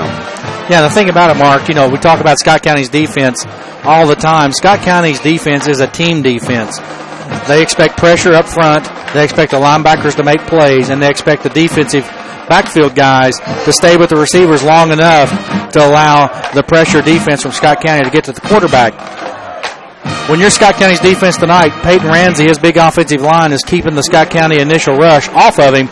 That's giving him plenty of time. And, Mark, as you've seen here all night long, Elder send 4 or 5 guys deep. And in the pass routes, when they send 4 or 5 guys and you give yourself and your quarterback about 10 seconds to throw the football, it's like picking, I don't know what you want to call it, but it's awful easy. Well, yeah, and the thing about it is you're asking everybody to play man-to-man coverage for that length of time down the field, and that's just too long to ask somebody to stay with them. And the key difference is Ramsey's so accurate, or he's given the ability or impression that he's so accurate, he doesn't take much room for him to squeeze that football in there, and that's what you've seen. So, like I said, I think it's got to come from up front, and they've got to figure out how to get that pressure. The interesting thing, if you're Elder, if you're on the flip side, when you look at Portis on the 22 yards, you really expected him to play a bigger role. You wonder if he's going to start pounding the football here in the second half. Don't know that could happen, but, I mean, that would be something that you better be at least prepared for, because that's going to change how you line up if they start ramming the football down your throat. Yeah, and Scott County came out big, 31-yard touchdown run on the first possession for Keith Guy. He did a great job at a run of 36 and 31 yards in that first possession. He did a great job of reading his blockers, but since then, Elders made a defensive change, and they pretty much stayed in their lanes and given up the short run. But since that first run, Scott County hasn't busted a run longer than 12 yards after that initial possession, and that's credit to Elders' defense. Yeah, they made the adjustment, and the other thing that you got to give credit for is when you look at the cornerback, Matt Burke, he's out there one-on-one with Covington. They basically brought the safeties up in the box to cover that sweep and to fill that hole, which has kind of hurt Keith Guy on the sweep. But you almost have to say, okay, how many times do you look at trying to take that shot downfield with Glenn Covington to win the one-on-one battle? Got the one pass interference play that was big that kept the drive alive. Thought there could have been a second one when he was knocked out of bounds. It seemed like some contact awful far down the field and the ball in the air for not to be anything. But you almost wonder if you're going to say, okay, I've got one-on-one coverage out here. I've got to make a play to force Elder to adjust and do something with the safeties too deep. And then my other question for you, uncharacteristically, Scott County seems like it's been forever since we've had trouble with the center quarterback exchange. We've had 2 of those tonight that have resulted in fumbles, and Scott County needs to clear that up as well, don't they? Well, they really do, because that's 2 scores. Both of them led to 2 scores, and they gave Elder a short field, and you just can't do that. These 2 offenses are too good to give short fields. You've got to make them try to go 75, 80 yards if you can, because, just like our broadcast partner Bill Needle always said, it's really tough to go 80 yards no matter how good football team you are at the high school level. That's a tough task. And so we've kind of been on the negative side, but let's turn it into the positive side. Scott County ran a lot of good offensive plays. They were able to move the football. They were able to get themselves in position to do some damage. If they can kind of stop the silly turnovers, calm their nerves down, Scott County has the offensive skill players to get back in this ball game, especially only down 14. Their defense has played good enough for them to have a chance, and that's all you ask for, and only down 14. If they can continue to do what they're doing offensively, I think they've got a chance. Well, I don't disagree, and I don't want to go back to the negative side, but it's self-imposed. Right. You're exactly right. When you line it up and you look at the success of the plays that Scott County's run, they're able to move the ball against Elder. They've stopped Elder on occasion. It's just that self-inflicted wound that's kind of given the 2-touchdown gap when you look at the difference in the ball game right now. This ball game could very easily still be 7-7 tied or 14-14, if some things had gone Scott County's way.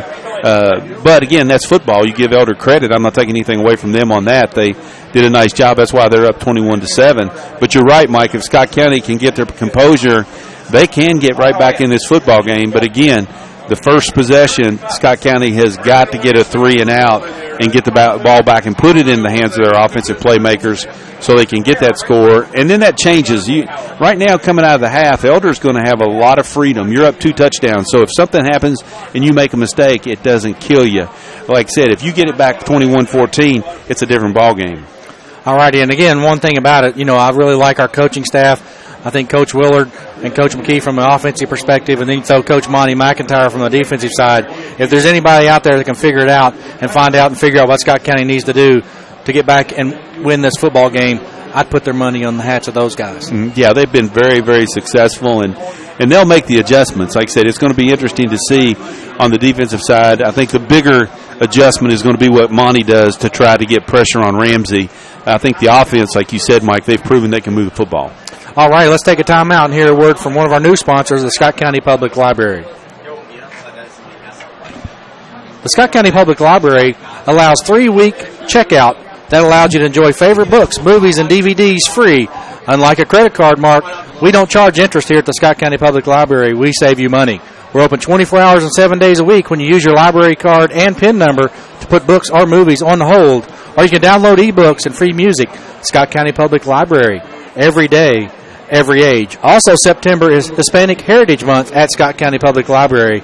You can take free Latin dance classes, enter the salsa recipe contest, enjoy a Latin American travelogue with world traveler Ryan Kelly, and rock to the tunes of Grupo Zeramar and his band at Royal Spring Park, September 26th at 4 p.m. Call the library or visit the website at www.scottpublive.org to learn more. Also, all student athletes and extracurricular athletes at Scott County, it's tough to manage their schedules. Remind them that they can get to the library and they can access tutor.com for homework help from home or in the library. That's available from 3 p.m. or until midnight. The library card is required. So if you're interested in tutor.com and you have questions, call the library or visit the website at www.scottpublive.org to learn more. We'll take a timeout. We'll come back. We're about 2 minutes away from kickoff of the second half here on the Scott County Sports Network. Steve Skierman, agency manager at the Scott County Farm Bureau Insurance, would like you to know that as your local insurance agent, he is right here in your community, ready to help you with all your insurance needs. In the event of a loss, you can count on Kentucky Farm Bureau Insurance to help you through it. We have local claims adjusters to serve you at your time of loss. We are knowledgeable about our community and can provide valuable assistance and advice when needed. Call the office today at 502-863-2454 for a free, no-obligation quote. Kentucky Farm Bureau Insurance, big on commitment. Georgetown Community Hospital is a 75-bed acute care facility with an award-winning history providing excellence in health care.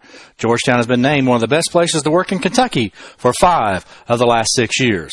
The hospital continues to add new medical services and to grow the number of specialists and primary care physicians. It also features an award-winning ICU, medical surgery unit, and 24-hour emergency services. Georgetown Hospital, located on Lexington Road in Georgetown, Kentucky, here for your needs 24 hours a day. Welcome back to the Scott County Sports Network. Mike Ritchie, Mark Walls, Kevin Ritchie. We're at the pit, Elder High School, Cincinnati, Ohio. The host Panthers up 21-7 over Scott County. Scott County brought a great crowd here tonight. Great atmosphere for football. It's about 62 degrees, perfect football weather. Can't ask for much more than that. It's been a really, really good football game. Scott County scores on their first possession. They go 80 yards on 2 big running plays by Keith Guy, 31 yards and 36 yards. Elder comes right back. They rush it in after a long run by Peyton Ramsey of 34 yards. Javari Portis drops it in from 1 yard out to tie up the ball game. Elder came back for a 4-yard touchdown run by Javari Portis to go up 14-7, and Scott County had plenty of opportunities to tie it up. However, after a couple of fumbles, Elder was able to go 2 touchdowns up on Scott County off of a 26-yard touchdown pass from Peyton Ramsey to Nick Hall. And, Mark, that was a collegiate throw, and you can see what Indiana was seeing out of him to take the 21-7 lead. Yeah, that ball just dropped in like it fell out of the sky. I mean, it was a beautiful pass, and not bad coverage, but it was thrown in the only place it could be thrown for Elder to catch it. Very impressive. And, you know, again, like I said, Mike, it's going to be interesting here to see the adjustments on the defensive side of the ball for Scott County as we start this second half here. All righty, Elder's out here warming up. We've got 2 minutes and a half to go. Scott County rolling out here as well. So what we'll do is we'll take a 2-minute timeout. We'll come back, get set for the tip-off of the second half here at the pit. Scott County down 21-7 to the home team, Elder Panthers. We'll be back right after this. The Hockensmith Agency is proud to call Scott County home. We're your Main Street insurance that blends tradition and innovation to offer the best quality service to our clients. By offering a wide range of coverage from the impressive list of major insurance companies, we truly meet your insurance coverage needs. Come visit us at 224 East Main in Georgetown or online at HockensmithAgency.com. The Hockensmith Agency, providing coverage for the Motorist Insurance Group for all your insurance needs. People's Exchange Bank doesn't think you can get where you want to go by cutting corners, playing games, or sacrificing relationships. Roots take time to grow and give strength and stability. Since 1912, our banks and our people have been part of your community. And while our services continue to keep pace with your need for today's high-tech conveniences, we know that loyalty never grows old. You don't just need a bank, you need people. People's Exchange Bank. People serving people since 1912.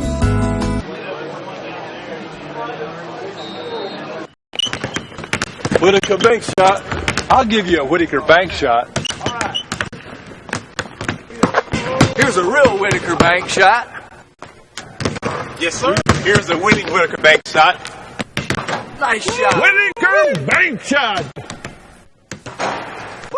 Now, there's a Whitaker bank shot. Come on, Coach Honey. I still got it. Whitaker Bank, uniquely Kentucky. J&L Pharmacy and Home Medical Equipment, located on South Broadway in Georgetown, Kentucky, is locally owned and operated by Scott County native Philip Johnson. J&L Pharmacy can meet all your prescription and compounding needs, and they will match all local pharmacy prescription cash prices, guaranteed. They have a convenient drive-through window, offer free local delivery, and are open 6 days a week. J&L can also provide you with all your home medical needs, including home oxygen with 24-hour emergency service. Stop by the store or give them a call at 502-863-9823 for all your pharmacy needs. Welcome back to the Scott County Sports Network. Getting set here to start the second half. Scott County will kick off to the Panthers of Elder High School to start the third quarter. And a big chance here for Scott County defensively to make a big play and to get Scott County in a great position offensively to score a touchdown to get back within one score. And, Mark, I think you did a great job bringing up the one thing. If Scott County can get this back to a one-score ball game, all of a sudden that changes drastically the plays you call as an offensive coordinator. You give me up 2 touchdowns, a team the quality of Elder, it's a whole different ball game. Well, yeah, you open up the playbook because if you do that and a mistake occurs, it doesn't kill you. It doesn't put you right back in a tie game or one score. So you really have the freedom to just play football. And like I said, now here's the interesting thing that I'm looking at, Mike. I mean, do you roll the dice here? And maybe try to pull something on this kick, or do you go ahead and just play it straight up? That's going to be interesting to see what Scott County does with this kickoff. And I think when you look across Elder, I think you're going to see him Tyler Dummer try to put this one in the end zone. Dummer up in the air. Kick is 2. Into the end zone, they're going to say it was fielded by Nick Furness, but he had 1 foot into the end zone, so Elder will start the possession. And there's a flag. Wow. At the 20-yard line. We'll see who the flag is on. Personal foul. Personal foul. Elder. So it's going to be half the distance to the goal line. Scott County gets a big break right there coming out if they can capitalize here.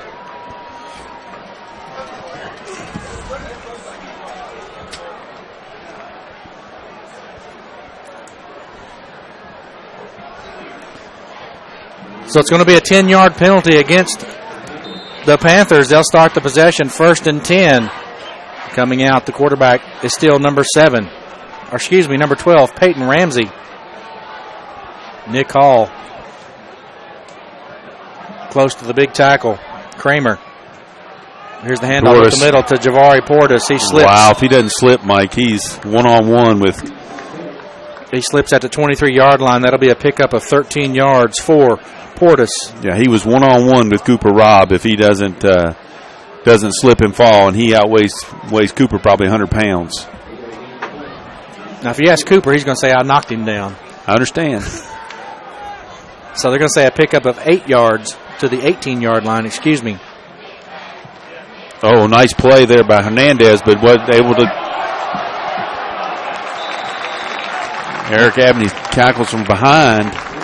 Galvin Hernandez almost had the running back and the quarterback in the backfield. Wasn't able to bring either one of them down. So Adam Schwally with the carry there. His first carry of the ball game. It'll be good enough for a first down for. And that's one thing you didn't want if it was Scott County to kind of come back, Mike, and let them pick up that first down. They're going to have to really buckle down here. So it'll be 1st and 10 at the 35-yard line, a 17-yard run by Schwally. This time they fake it to Oswald and Ramsey straight up the middle. He's run down from behind by Dylan Smith as he gets into the Scott County field territory at the 47-yard line. So, Mark, that's going to be another pickup of 18 yards for Ramsey. That'll give him 70 on the night. And he'll put the ball in Scott County territory and not the start Scott County wanted defensively. No, they've got to step up here, Mike. They've got to keep Elder out of the end zone. So 1st and 10 for the Panthers. Scott County 47-yard line in motion is the big tight end Martin. Then they bring Oswald from right to left as well. He stops at the slot. Nick Hall wide left. And they go into the slot two Oswald. He catches it at the 42, breaks a tackle, and run down from behind by Kendrick Hamilton out of bounds. So down to the 21-yard line, pickup of 26 yards on the pass from Peyton Ramsey to Oswald. 26-yard pickup, 1st and 10 Elder, and Elder on the move. Robbie Oswald, 26-yard pickup. A lot of motion and stuff from Elder. Very confusing. It has to be from a defensive perspective. Ramsey keeps it all the way, and he's tackled at the line of scrimmage. Tyler Braxton. Backed into Tyler Braxton. Be a no-yard gain for Peyton Ramsey. Second down and 10. Panthers, 10 minutes to go here in the third quarter. 21-7 is your score. Interesting way to call plays. What they do is they've got a guy with a whiteboard. He writes down a number. They all look at their armbands. Efficient way to get the plays in. Here's 4 to the wide side of the field, Mike. This is what they've been clearing out and running like the little screen underneath, and there it is. Same play, fortunately for Scott County. He drops it.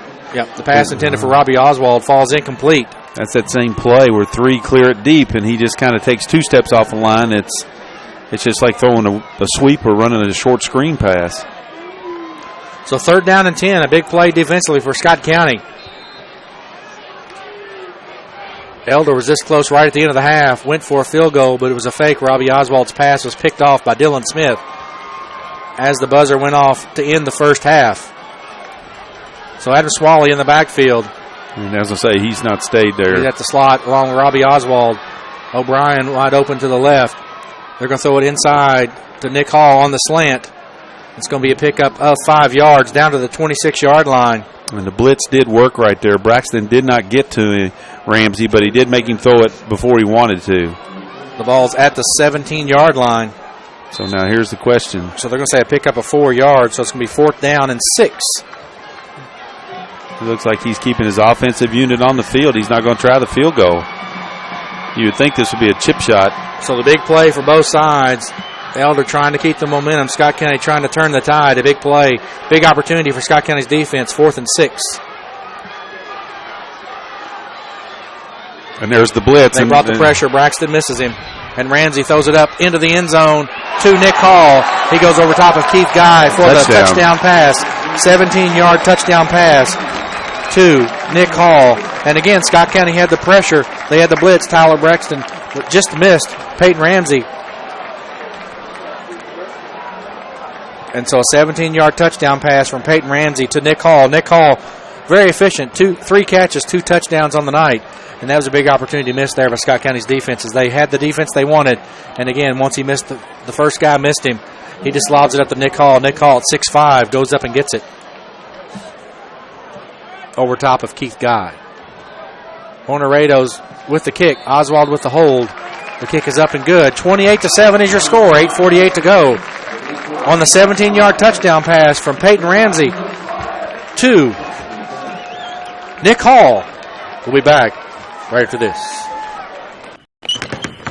Whitaker bank shot. I'll give you a Whitaker bank shot. All right. Here's a real Whitaker bank shot.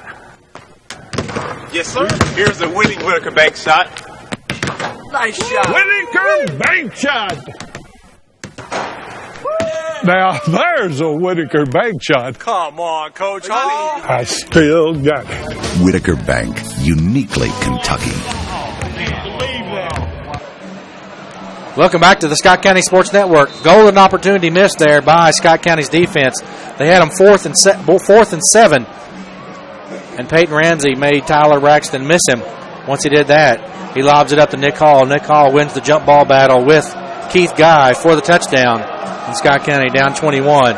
They need a big play offensively here as Lenny Ballou set to kick off for the Panthers. Well, and you'd love to see Smith or Keith Guy, either one, get a chance at this, but history tonight has proven that this is going to be a 1st and 10 on the 20, and it's not going to change. So a touchback, 8:48 to go in the third quarter.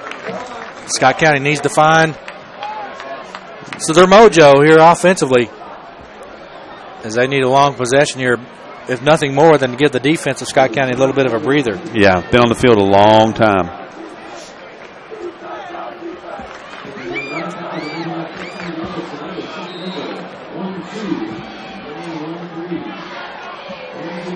So Scott County starts the possession 1st and 10 at their 20-yard line. The usual crew out there for Scott County. Josh Davis under quarterback. Noah Hughes. Keith Guy behind him. Dylan Smith in the slot. Glenn Covington wide to the right. There's the inside handoff to Dylan Smith. There's a fumble. He fumbles it, and they're going to say the ground caused the fumble. They're going to say the ground caused it.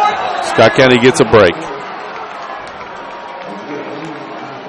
So the ball is going to be down at the 24-yard line. The Elder faithful not happy, but from our view, it looked like a pretty good call. So Dylan Smith picks up 4 yards. He has 12 yards for the ball game.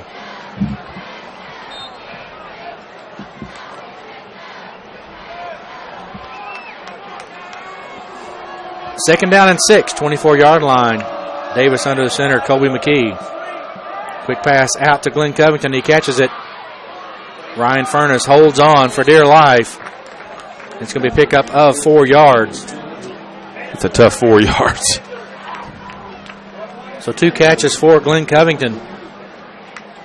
It'll be third down. Here comes AC/DC. Third down and a long one. So they're going to give him a credit of 5 yards on the play. Third and short for Scott County. They put it in the belly of Noah Hughes. He spins a couple of times and picks up 3 big yards. Like you said, he's earned every one of those first downs he's picked up tonight. Noah Hughes. Pickup of 3 yards. 36 yards for the ball game.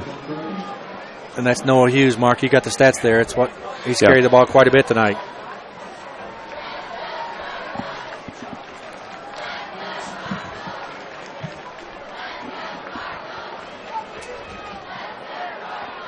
Eleventh carry of the night for Noah Hughes. Josh Davis on the keeper. Josh Davis, pickup of a yard out to the 33-yard line. I don't know if that was by design or if that was just a broken play. It didn't catch Elder off guard either way. So second down and 9 for Scott County, 6:54 to go. In the third quarter, Elder 28, Scott County 7 here on the Scott County Sports Network. Glad you could join us as always. We'll be back in action next Friday night over at Lafayette High School. Scott County set to take on the Generals and Walker Wood, one of the best quarterbacks in the area. And Coach McKee not happy. He's going to call a timeout. So we'll take a timeout as well. 6:35 to go here in the third quarter. Elder 28, Scott County 7. Second and 9 when we return on the Scott County Sports Network. The Hilton Garden Inn, Georgetown, is proud to be the exclusive hotel provider for Scott County Athletics.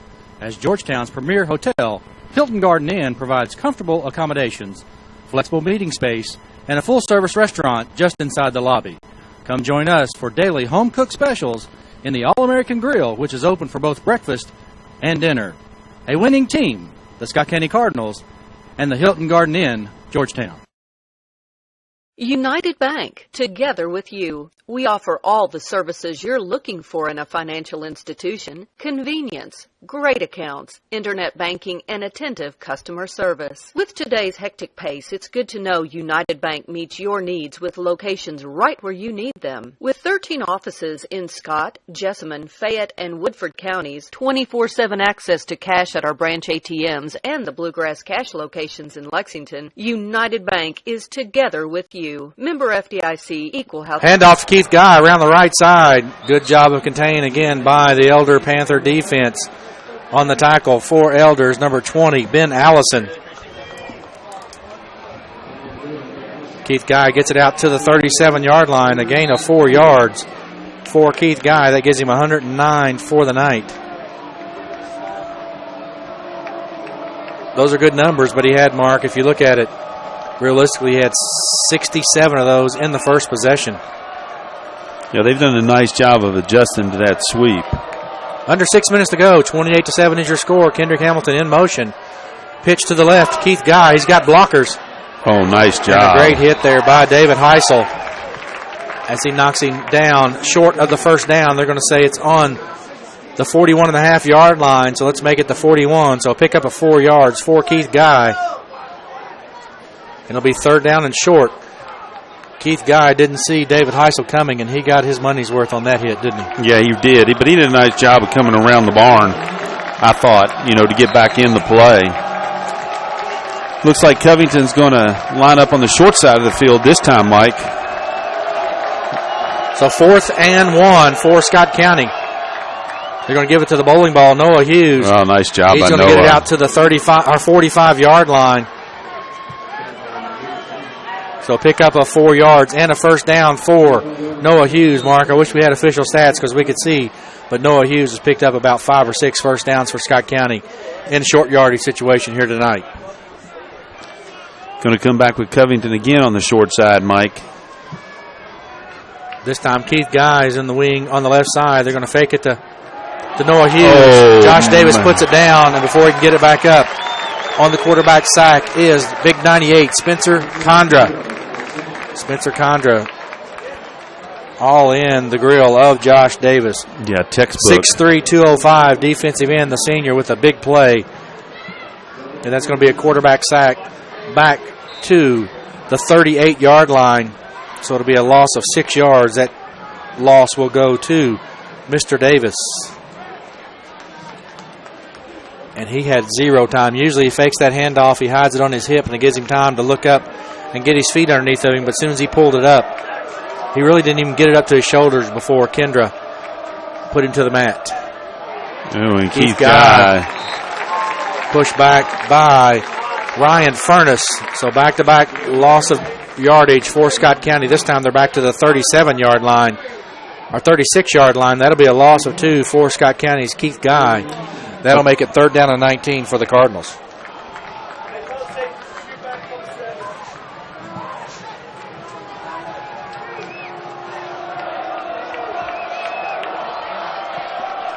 Third and 19 for Scott County. They're going to throw it up for Glenn Covington. Basically, it's a lob play won by Ben Allison. He's got blockers. Almost looks like a punt return. Toby McKee misses him, and he steps out of bounds. Noah Hughes with the contact, but the big interception. Pass intended for Glenn Covington. And I think, Mark, to be honest with you, it looked like Ben Allison knew that play was going because he's back there playing free safety, center field. Yeah, he's back there doing 2 deep, cover 2, basically. It's a little change in what the Elder is doing. They're not lined up man-to-man, playing a little bit of zone in that deal, and he just sit back here, and when it was overthrown, it's like picking ducks on the water. So Elder, with the short field, they'll have the ball 1st and 10 on their own 17-yard line.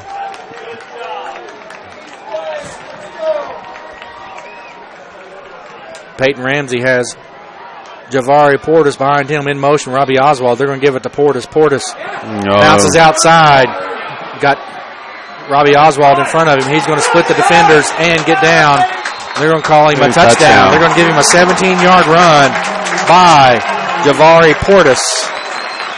And quickly this thing's gotten out of hand, Mike, at 34-7. 3 touchdown runs by Javari Portis. That one there, 17 yards after the interception from Allison. He runs it down to the 17-yard line. 1 play, 1 score. And here comes Joe Ornaredo in. And a good block there by Robbie Oswald. Yes.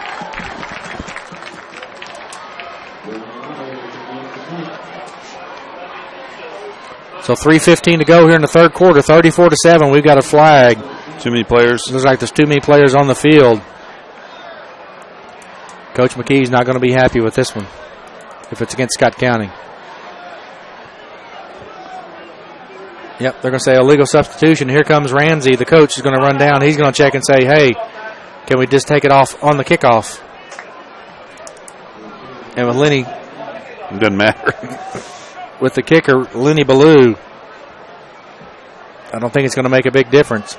So we'll retry the extra point attempt here. 34-7 is your score. 3:15 to go, third quarter. Scott County needs to find an answer, and they're running out of time as they find themselves down 28 points to the home team, Panthers of Elder High School.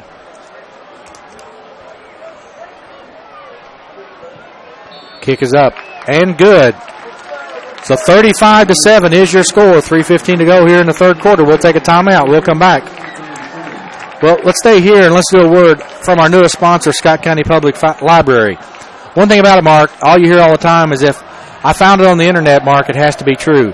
Not all websites are trustworthy or secure. If you want to, drop by the Scott County Public Library to access free, trustworthy, secure databases for your school or college homework assignments. Don't forget, the Scott County Public Library offers free one-on-one computer help also. If you have any questions, call the library or log on to www.scottpublib.org today for any information you need from the Scott County Public Library. Speaking of that, Scott County Public Library also would like to remind all student athletes that they have free access to a website called tutor.com. That's tutor.com for all their homework help. They can either do that from home or in the library. That service is available from 3 o'clock until midnight. You do need a library card to access the service in the library. So call the library or visit the website scottpublib.org to learn more. So Mark, Scott County did a great job. They were moving the ball offensively until they had the one bad play there on the interception. But after that, Elder wastes no time. Javari Porter's a great block from Robbie Oswald. He goes 17 yards, and Scott County, again, needs a good offensive set right here. The kickoff off the leg of Ballou into the end zone for another touchback, and Scott County will start their possession. It'll be 1st and 10 on their own 20-yard line. And what Scott County's got to do is basically just play their game, Mike, and try to whittle away at this, and hopefully they can get a turnover. But you're right, what you said on the first possession. They've really got to put a sustained drive together to give that defense a break. They've been on the field way too much tonight, and don't know how much gas is left in the tank on that defensive side of the ball for the Cardinals. Well, Scott County picked up 3 first downs in that first possession of the third quarter. They were moving the ball very well as rain starts to fall here at the pit. So Covington wide right. Keith Guy in the slot going from right to left. Or left to right, excuse me. Josh Davis, the handoff up the middle to Noah Hughes. Noah Hughes out to the 27-yard line. Pickup of 7 yards.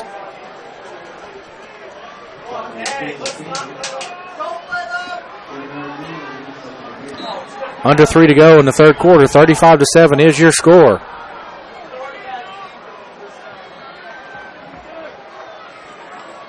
Keith Guy in motion again.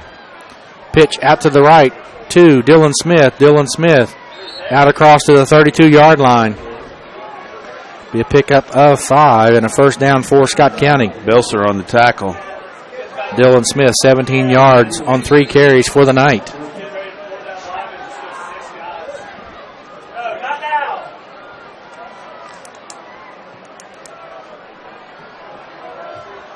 This time Dylan Smith in the wing in motion. Josh Davis in the flat to Keith Guy. With the coverage is Ben Allison. And they're going to say he gets out to the 35-yard line. No gain on the play on the pass complete to Keith Guy.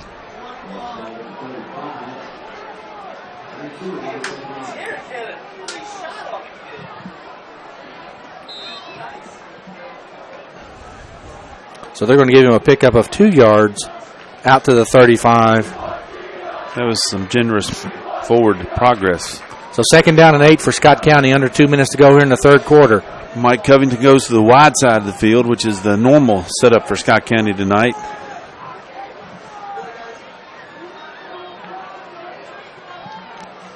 That's Noah Hughes busting it up the middle. And he's wide open. Oh, can he get a block?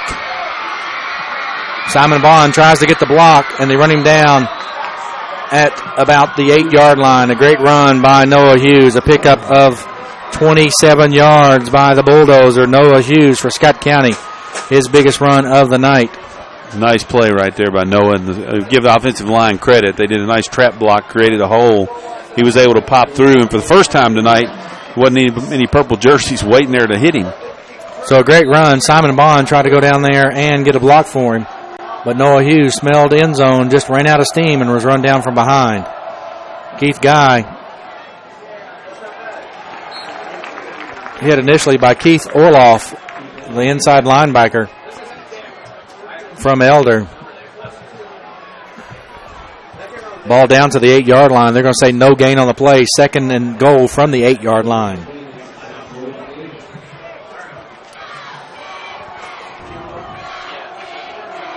So Keith Guy, they've held him in check in the second half. He's had 2 runs of 4 yards, a run for -2, and a run for 0.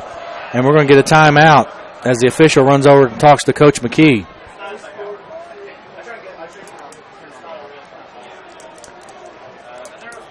Don't know what's going on there. Josh Davis gets the palms up from Coach McKee, and usually, Mark, that's not a good sign. Yeah, I don't know. A little bizarre transaction there between the head umpire and the Coach McKee.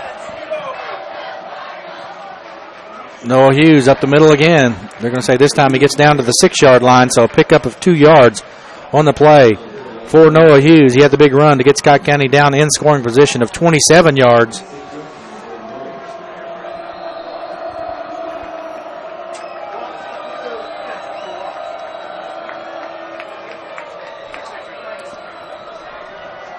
Third and 6 right here. And actually, Mark, that was a run of 57 yards for Noah Hughes. I don't want to cheat him. Josh Davis over the middle. And Jordan Donnell battling with Ben Allison. And Allison rips it out at the last second. That'll bring up 4th down.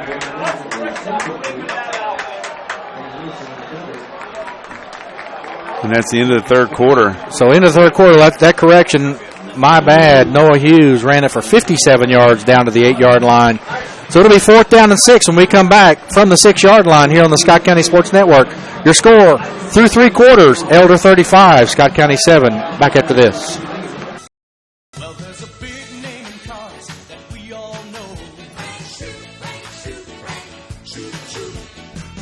Over 40 years, and Frank Shoup in Georgetown is still a big name in cars.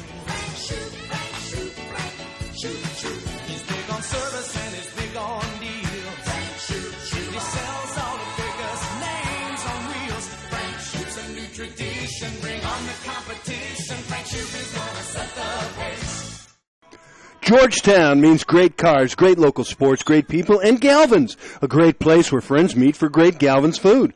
Galvin's voted the best local restaurant in Georgetown. Enjoy a great specialty sandwich from Philly cheesesteaks to Strombolis. Bring the whole family. Watch the big games on the big screens. You'll watch the game. We'll make the munchies like our signature pizzas and home-cut potato chips. Galvin's on Main Street next to the courthouse. Join us on Facebook for all the latest Galvin's.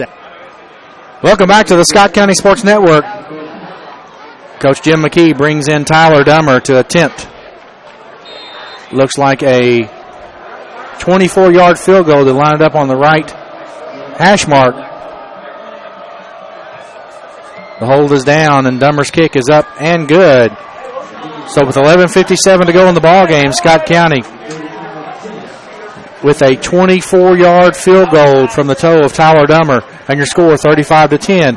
We'll take a timeout. We'll come back with the Dummer kickoff right after this on the Scott County Sports Network.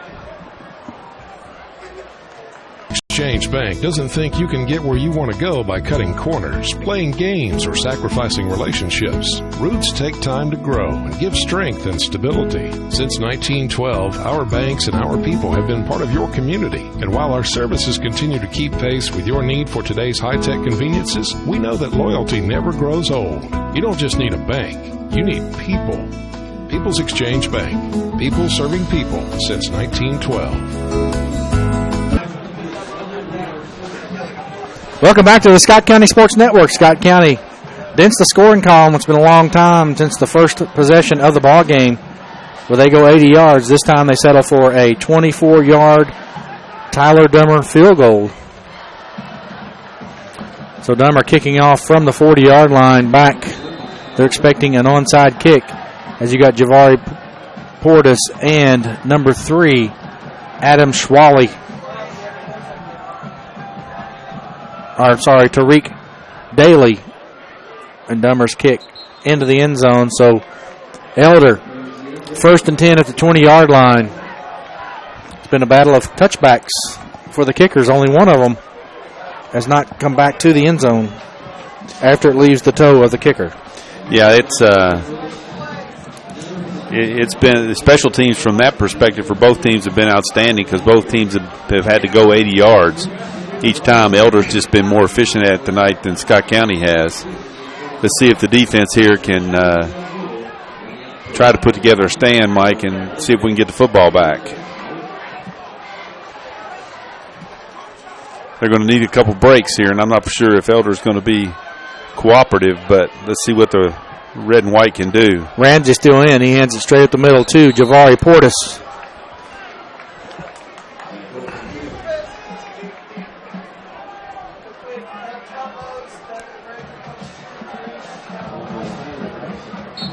Javari Portis, I didn't get to see who was on the tackle.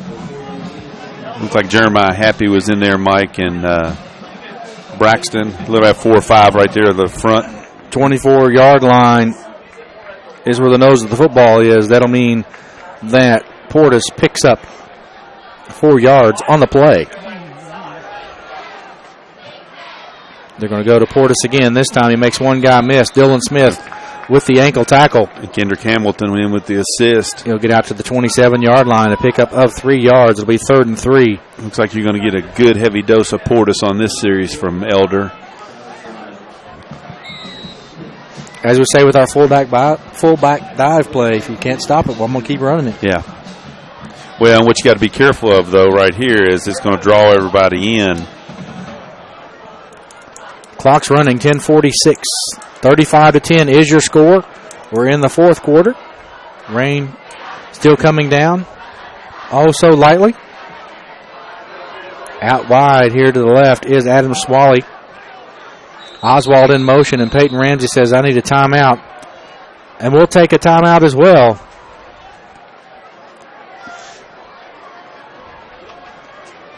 And Coach Ramsey is out on the field talking to the back judge. Not sure what's going on.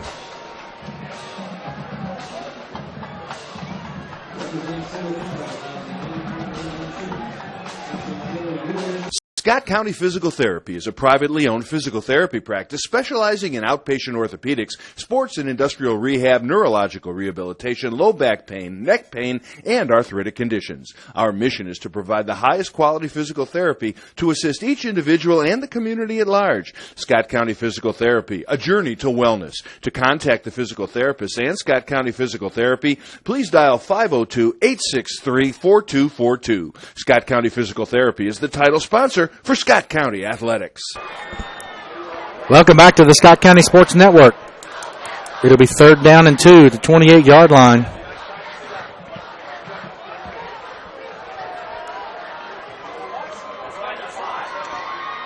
Elder regroups. Ramsey hands it to Javari Portis. He gets through the first line of contact, and now he's off to the races. One got to beat, Dylan Smith.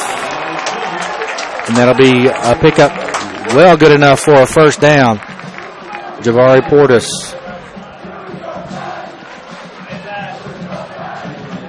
$26-yard gain. Out to the 46-yard line of Scott County.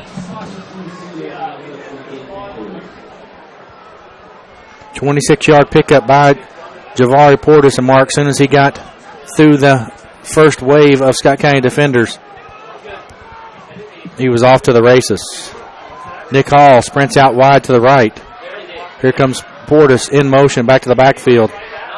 Peyton Ramsey in the shotgun all night long. This time they give it to Portis up the middle. Good job by Gavin Hernandez and Trey Bender. And Noah Kane on the tackle. He gets the ball down to the 44-yard line. Pickup of 2 yards for Portis.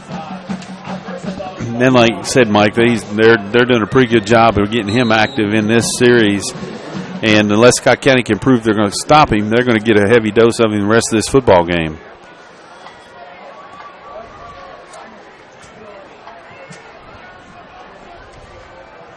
Nick Hall, Robbie Oswald out wide to the right. In motion is the big tight end, Brennan Martin. They're going to give it to Portis again up the middle. Spin move around Gavin Hernandez, and finally tackled by Scott County's number 25, Kendrick Hamilton. They're going to say just short of the 1st down. They're going to make it 3rd down and 1 from the 37-yard line. So a pickup of 7 yards for Mr. Portis, as he has ever carry up to this point in this offensive possession for the Panthers of Elder High School.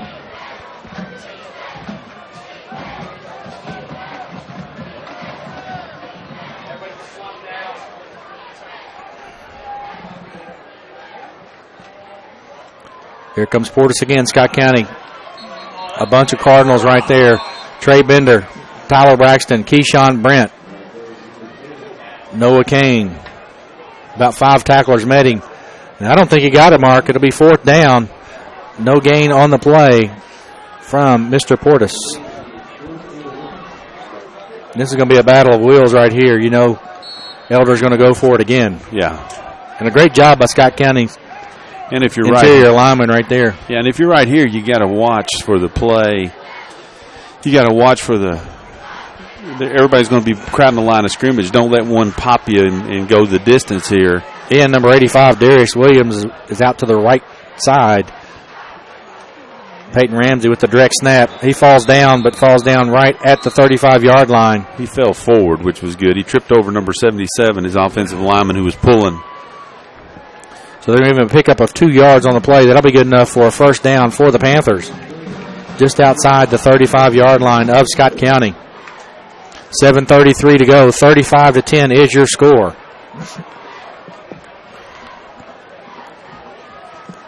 Mark, and to be honest with you, the scores not really truly reflect the quality of this ball game. Scott County has had a lot of chances. But Elder, let's be honest, they've kind of been a machine. Yeah. No mistakes, or few mistakes by Elder up to this point. And Coach Ramsey's going to run the clock down, call a timeout as he walks out on the field. 7:10 to go.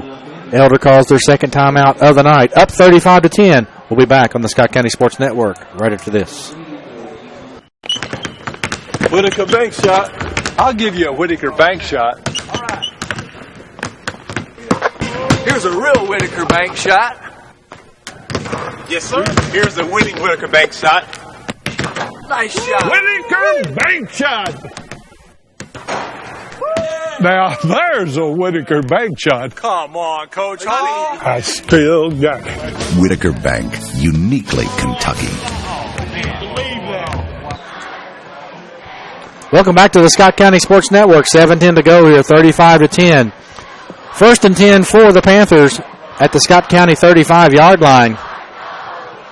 Scott County seeing a heavy dose of Javari Portis and then a little mixture of running from Peyton Ramsey, the Indiana signee, at quarterback all night for the Panthers. In motion, Robbie Oswald, he goes to the left, into the slot, and Portis up the middle. Initial hit by Kendrick Hamilton, he with the spin, and then Scott County gang tackle Kendrick Hamilton as well as number 1, Keyshawn Brent. And Mark, here comes the rain, a lot heavier than it used to be. Yeah, you're going to see some people start exiting the stadium with a score 35-10. Yep, 4-yard pickup by Portis.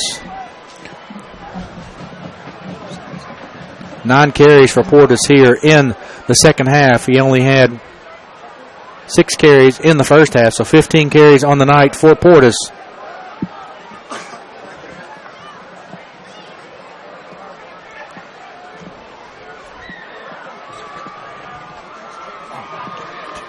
Here he comes again, down to the 30-yard line. And Portis and Kendrick Hamilton are getting to know each other very, very well, Mike, on this series.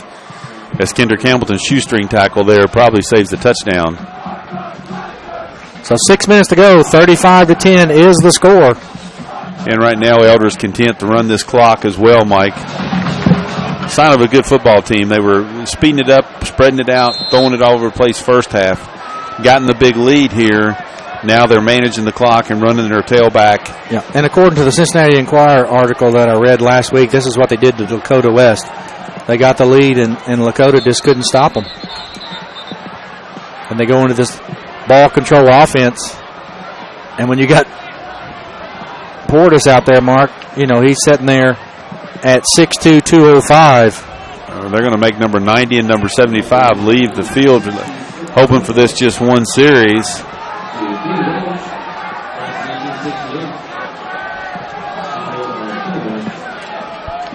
That's Jeremiah Happy and the big man, number 75, Tommy Kramer, 6'6", 310.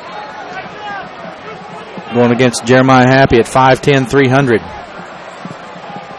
That's one of those you just settle at the buffet table. What do you think? So the rain coming down hard here. 5 minutes, 30 seconds to go. 35-10. 3rd and 5 for the Panthers. Ramsey been in the shotgun all night. He gives it to Portis. Portis gets through the first guys. Run down from behind by Cooper Robb, and he's down to the 20-yard line. Pickup of 10 and another first down for Elder High School on the 10-yard gain on the run from Javari Portis. Cooper Robb kind of grabbed onto a pretty good-sized mule right there. So 1st and 10 for the Panthers at the Scott County 20-yard line. Did you cover the mic? Okay. You can hear the rain hitting the live mic we got. Under 5 minutes to go here. Handoff up the middle to Portis. He gets down to the 18-yard line. A gain of 2. And this series here, Mark, has just been a dose of Javari Portis. Yeah, they basically said, stop him if you can, because that's what's going to. And basically, Mark, the entire second half outside the pass to Nick Hall has been a touchdown and a dose of Javari Portis. So our 4th member comes up here. Glad to see him up here. He wants us to feel sorry for him because he's soaking wet, but we could have used his help all night long keeping stats, but that's the way it goes. It's hard to tell you when you're not here. 2nd and 8, under 4 minutes to go. 35-10 is your score. There's a bad snap. And it's recovered by Elder. Scott County has an athlete down on the field. We'll take a timeout while Trainer Dan comes out and checks out the athlete for Scott County. You're watching Scott County football on the Scott County Sports Network. 3:44 to go in the ball game. Elder 35, Scott County 10. We'll be back right after this.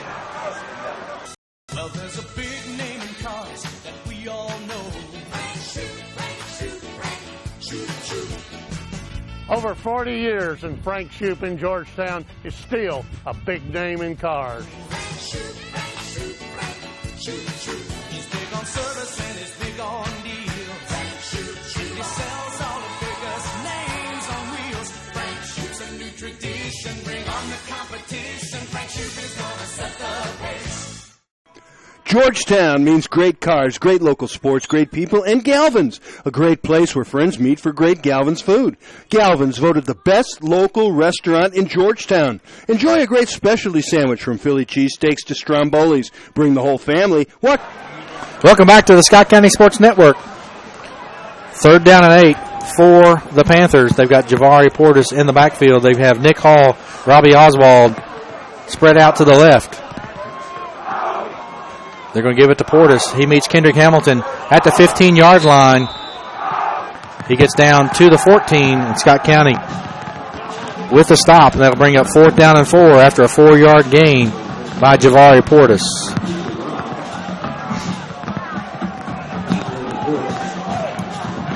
They're about to run out the game clock with this possession. Under 3 minutes to go. 35-10 is your score. It'll be 4th down and 4 for Elder. If I'm not mistaken, this started with about 11 minutes on the clock, didn't it? It's taken a long time. They've just controlled the ball. Done a nice job. You get hats off to Elder in that respect. They've controlled this second half. 11 plays, 11 carries by Javari Portis in this drive. They give it to Portis again, and they're going to stop him short at the 12-yard line. Eric Abney and Dylan Smith on the tackle. So a gain of 2 yards, not enough. They needed 4. And Scott County's defense holds with 2:24 to go. 35-10 is the score. Scott County had the football starting their possession at the 13-yard line.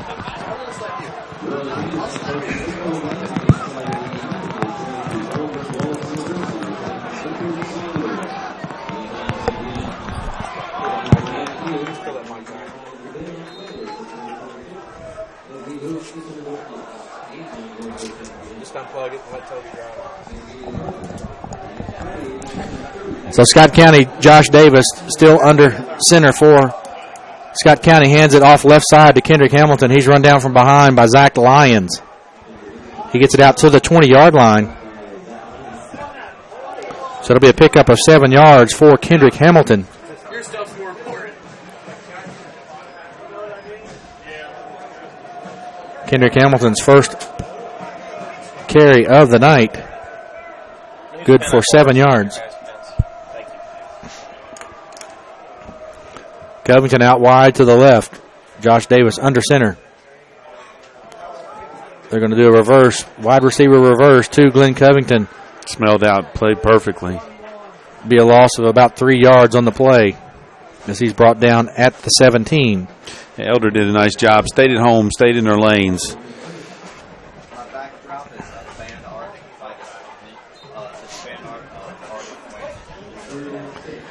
So 3rd down and 6 for Scott County. Covington this time wide to the right. 1 minute and 19 seconds to go. In motion is Keith Guy from right to left. Pitch to Kendrick Hamilton. Kendrick Hamilton is wide open. One guy to get him, and that's going to be Zach Lyons. And Kendrick Hamilton is going to make the long scamper from the 17-yard line for a Scott County touchdown. Nice cutback. That's going to be a touchdown of 83 yards on the run from Kendrick Hamilton. He got through the first line, made one guy miss. Once he did that, there was nobody between him and the end zone. So with just right at 59 seconds to go, Scott County's Kendrick Hamilton, 83 yards for the touchdown. And for the kick is Tyler Dummer. I think the Joker has now completely and utterly lost it. Oh, wait. Oh, yeah. This is like supposed to be a psychopath. What happened? You gotta be on it. His kick So is the kick good. is good. So Scott County, with right under a minute to go in the ball game, with the touchdown on an 83-yard scamper from Kendrick Hamilton, your score 35-17. We'll be back for the final minute right after this on the Scott County Sports Network.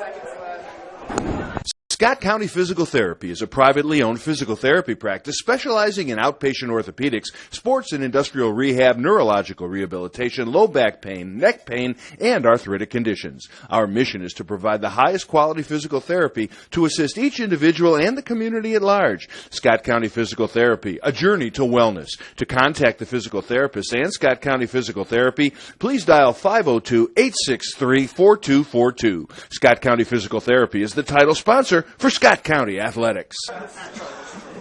Welcome back to the Scott County Sports Network. Scott County, 59 seconds to go, scores. Nice run there by Kendrick Hamilton. Very nice run. Nice cutback. Made the one guy miss in the hole and was able to take it to the house. So Tyler Demmer, one more opportunity to kick it into the end zone. Scott County, ball game's a lot closer than the final score, 35-17. Scott County, a lot of missed opportunities. But you got to give hats off to the Panthers of Elder. Pretty much a machine offensively tonight. And made just enough plays defensively.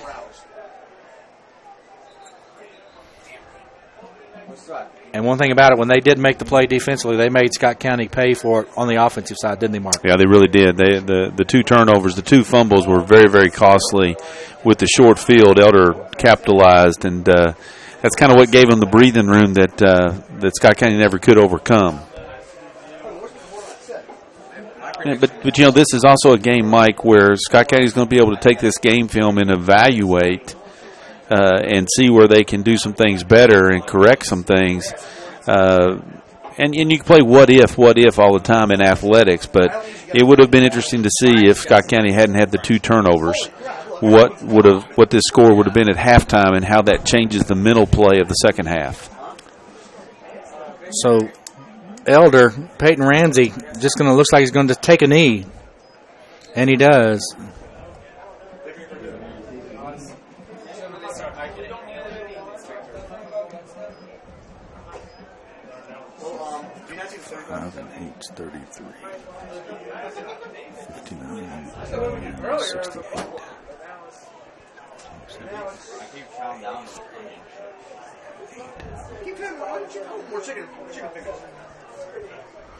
So good job looking at the stats while we run through Scott County. Noah Hughes is going to wind up with 106 yards rushing. Keith Guy is going to wind up with 111. Dylan Smith, 17. Josh Davis with negative 12. Kendrick Hamilton is going to wind up with 87 yards on the night. Or excuse me, make it 90 yards on the night for Kendrick Hamilton. Passing, Glenn Covington is going to finish with 2 catches, 13 yards. Kendrick Hamilton 1 for 10. And Keith Guy 2 catches for negative 1 yards. On the elder side of things, Peyton Ramsey is going to finish with 72 yards rushing. Javari Portis, the man of half the ball game, the second half, winds up only had 22 in the first half, winds up with 91 yards on the night. And Schwally winds up with 17. Passing for Elder, Oswald had 4 catches for 67 yards in the first half, had 1 catch for 26. That will wind up giving him 93 yards for the night. Martin, the big tight end, only had 1 catch for 4 yards. Swally had 3 catches for 50, all of those in the first half. Nick Hall had a 26-yard touchdown catch in the first half. He had a catch of 4 yards and also a 17-yard touchdown in the second half to give him a total of 47 yards receiving with 2 TDs on the night. So with the rain pouring down, we're not going to ask Coach McKee to stand out in the rain and come up and talk to us after the ball game. So we're going to end it here from the pit at Elder High School, Scott County, on the losing end, 35-17 to the Panthers of Elder High School. So for myself, Mike Ritchie, for the governor, Mark Walls, for Toby Murray, and for the producer, Kevin Ritchie, we're the Scott County Sports Network. Join us next week over at Lafayette High School in Lexington as Scott County takes on Walker Wood and the Generals of Lafayette High School. We'll have it for you live here on the Scott County Sports Network. Game time, 7:30. We'll be on the air at 7:15. So again, have a great weekend, and we'll see you next Friday on the Scott County Sports Network.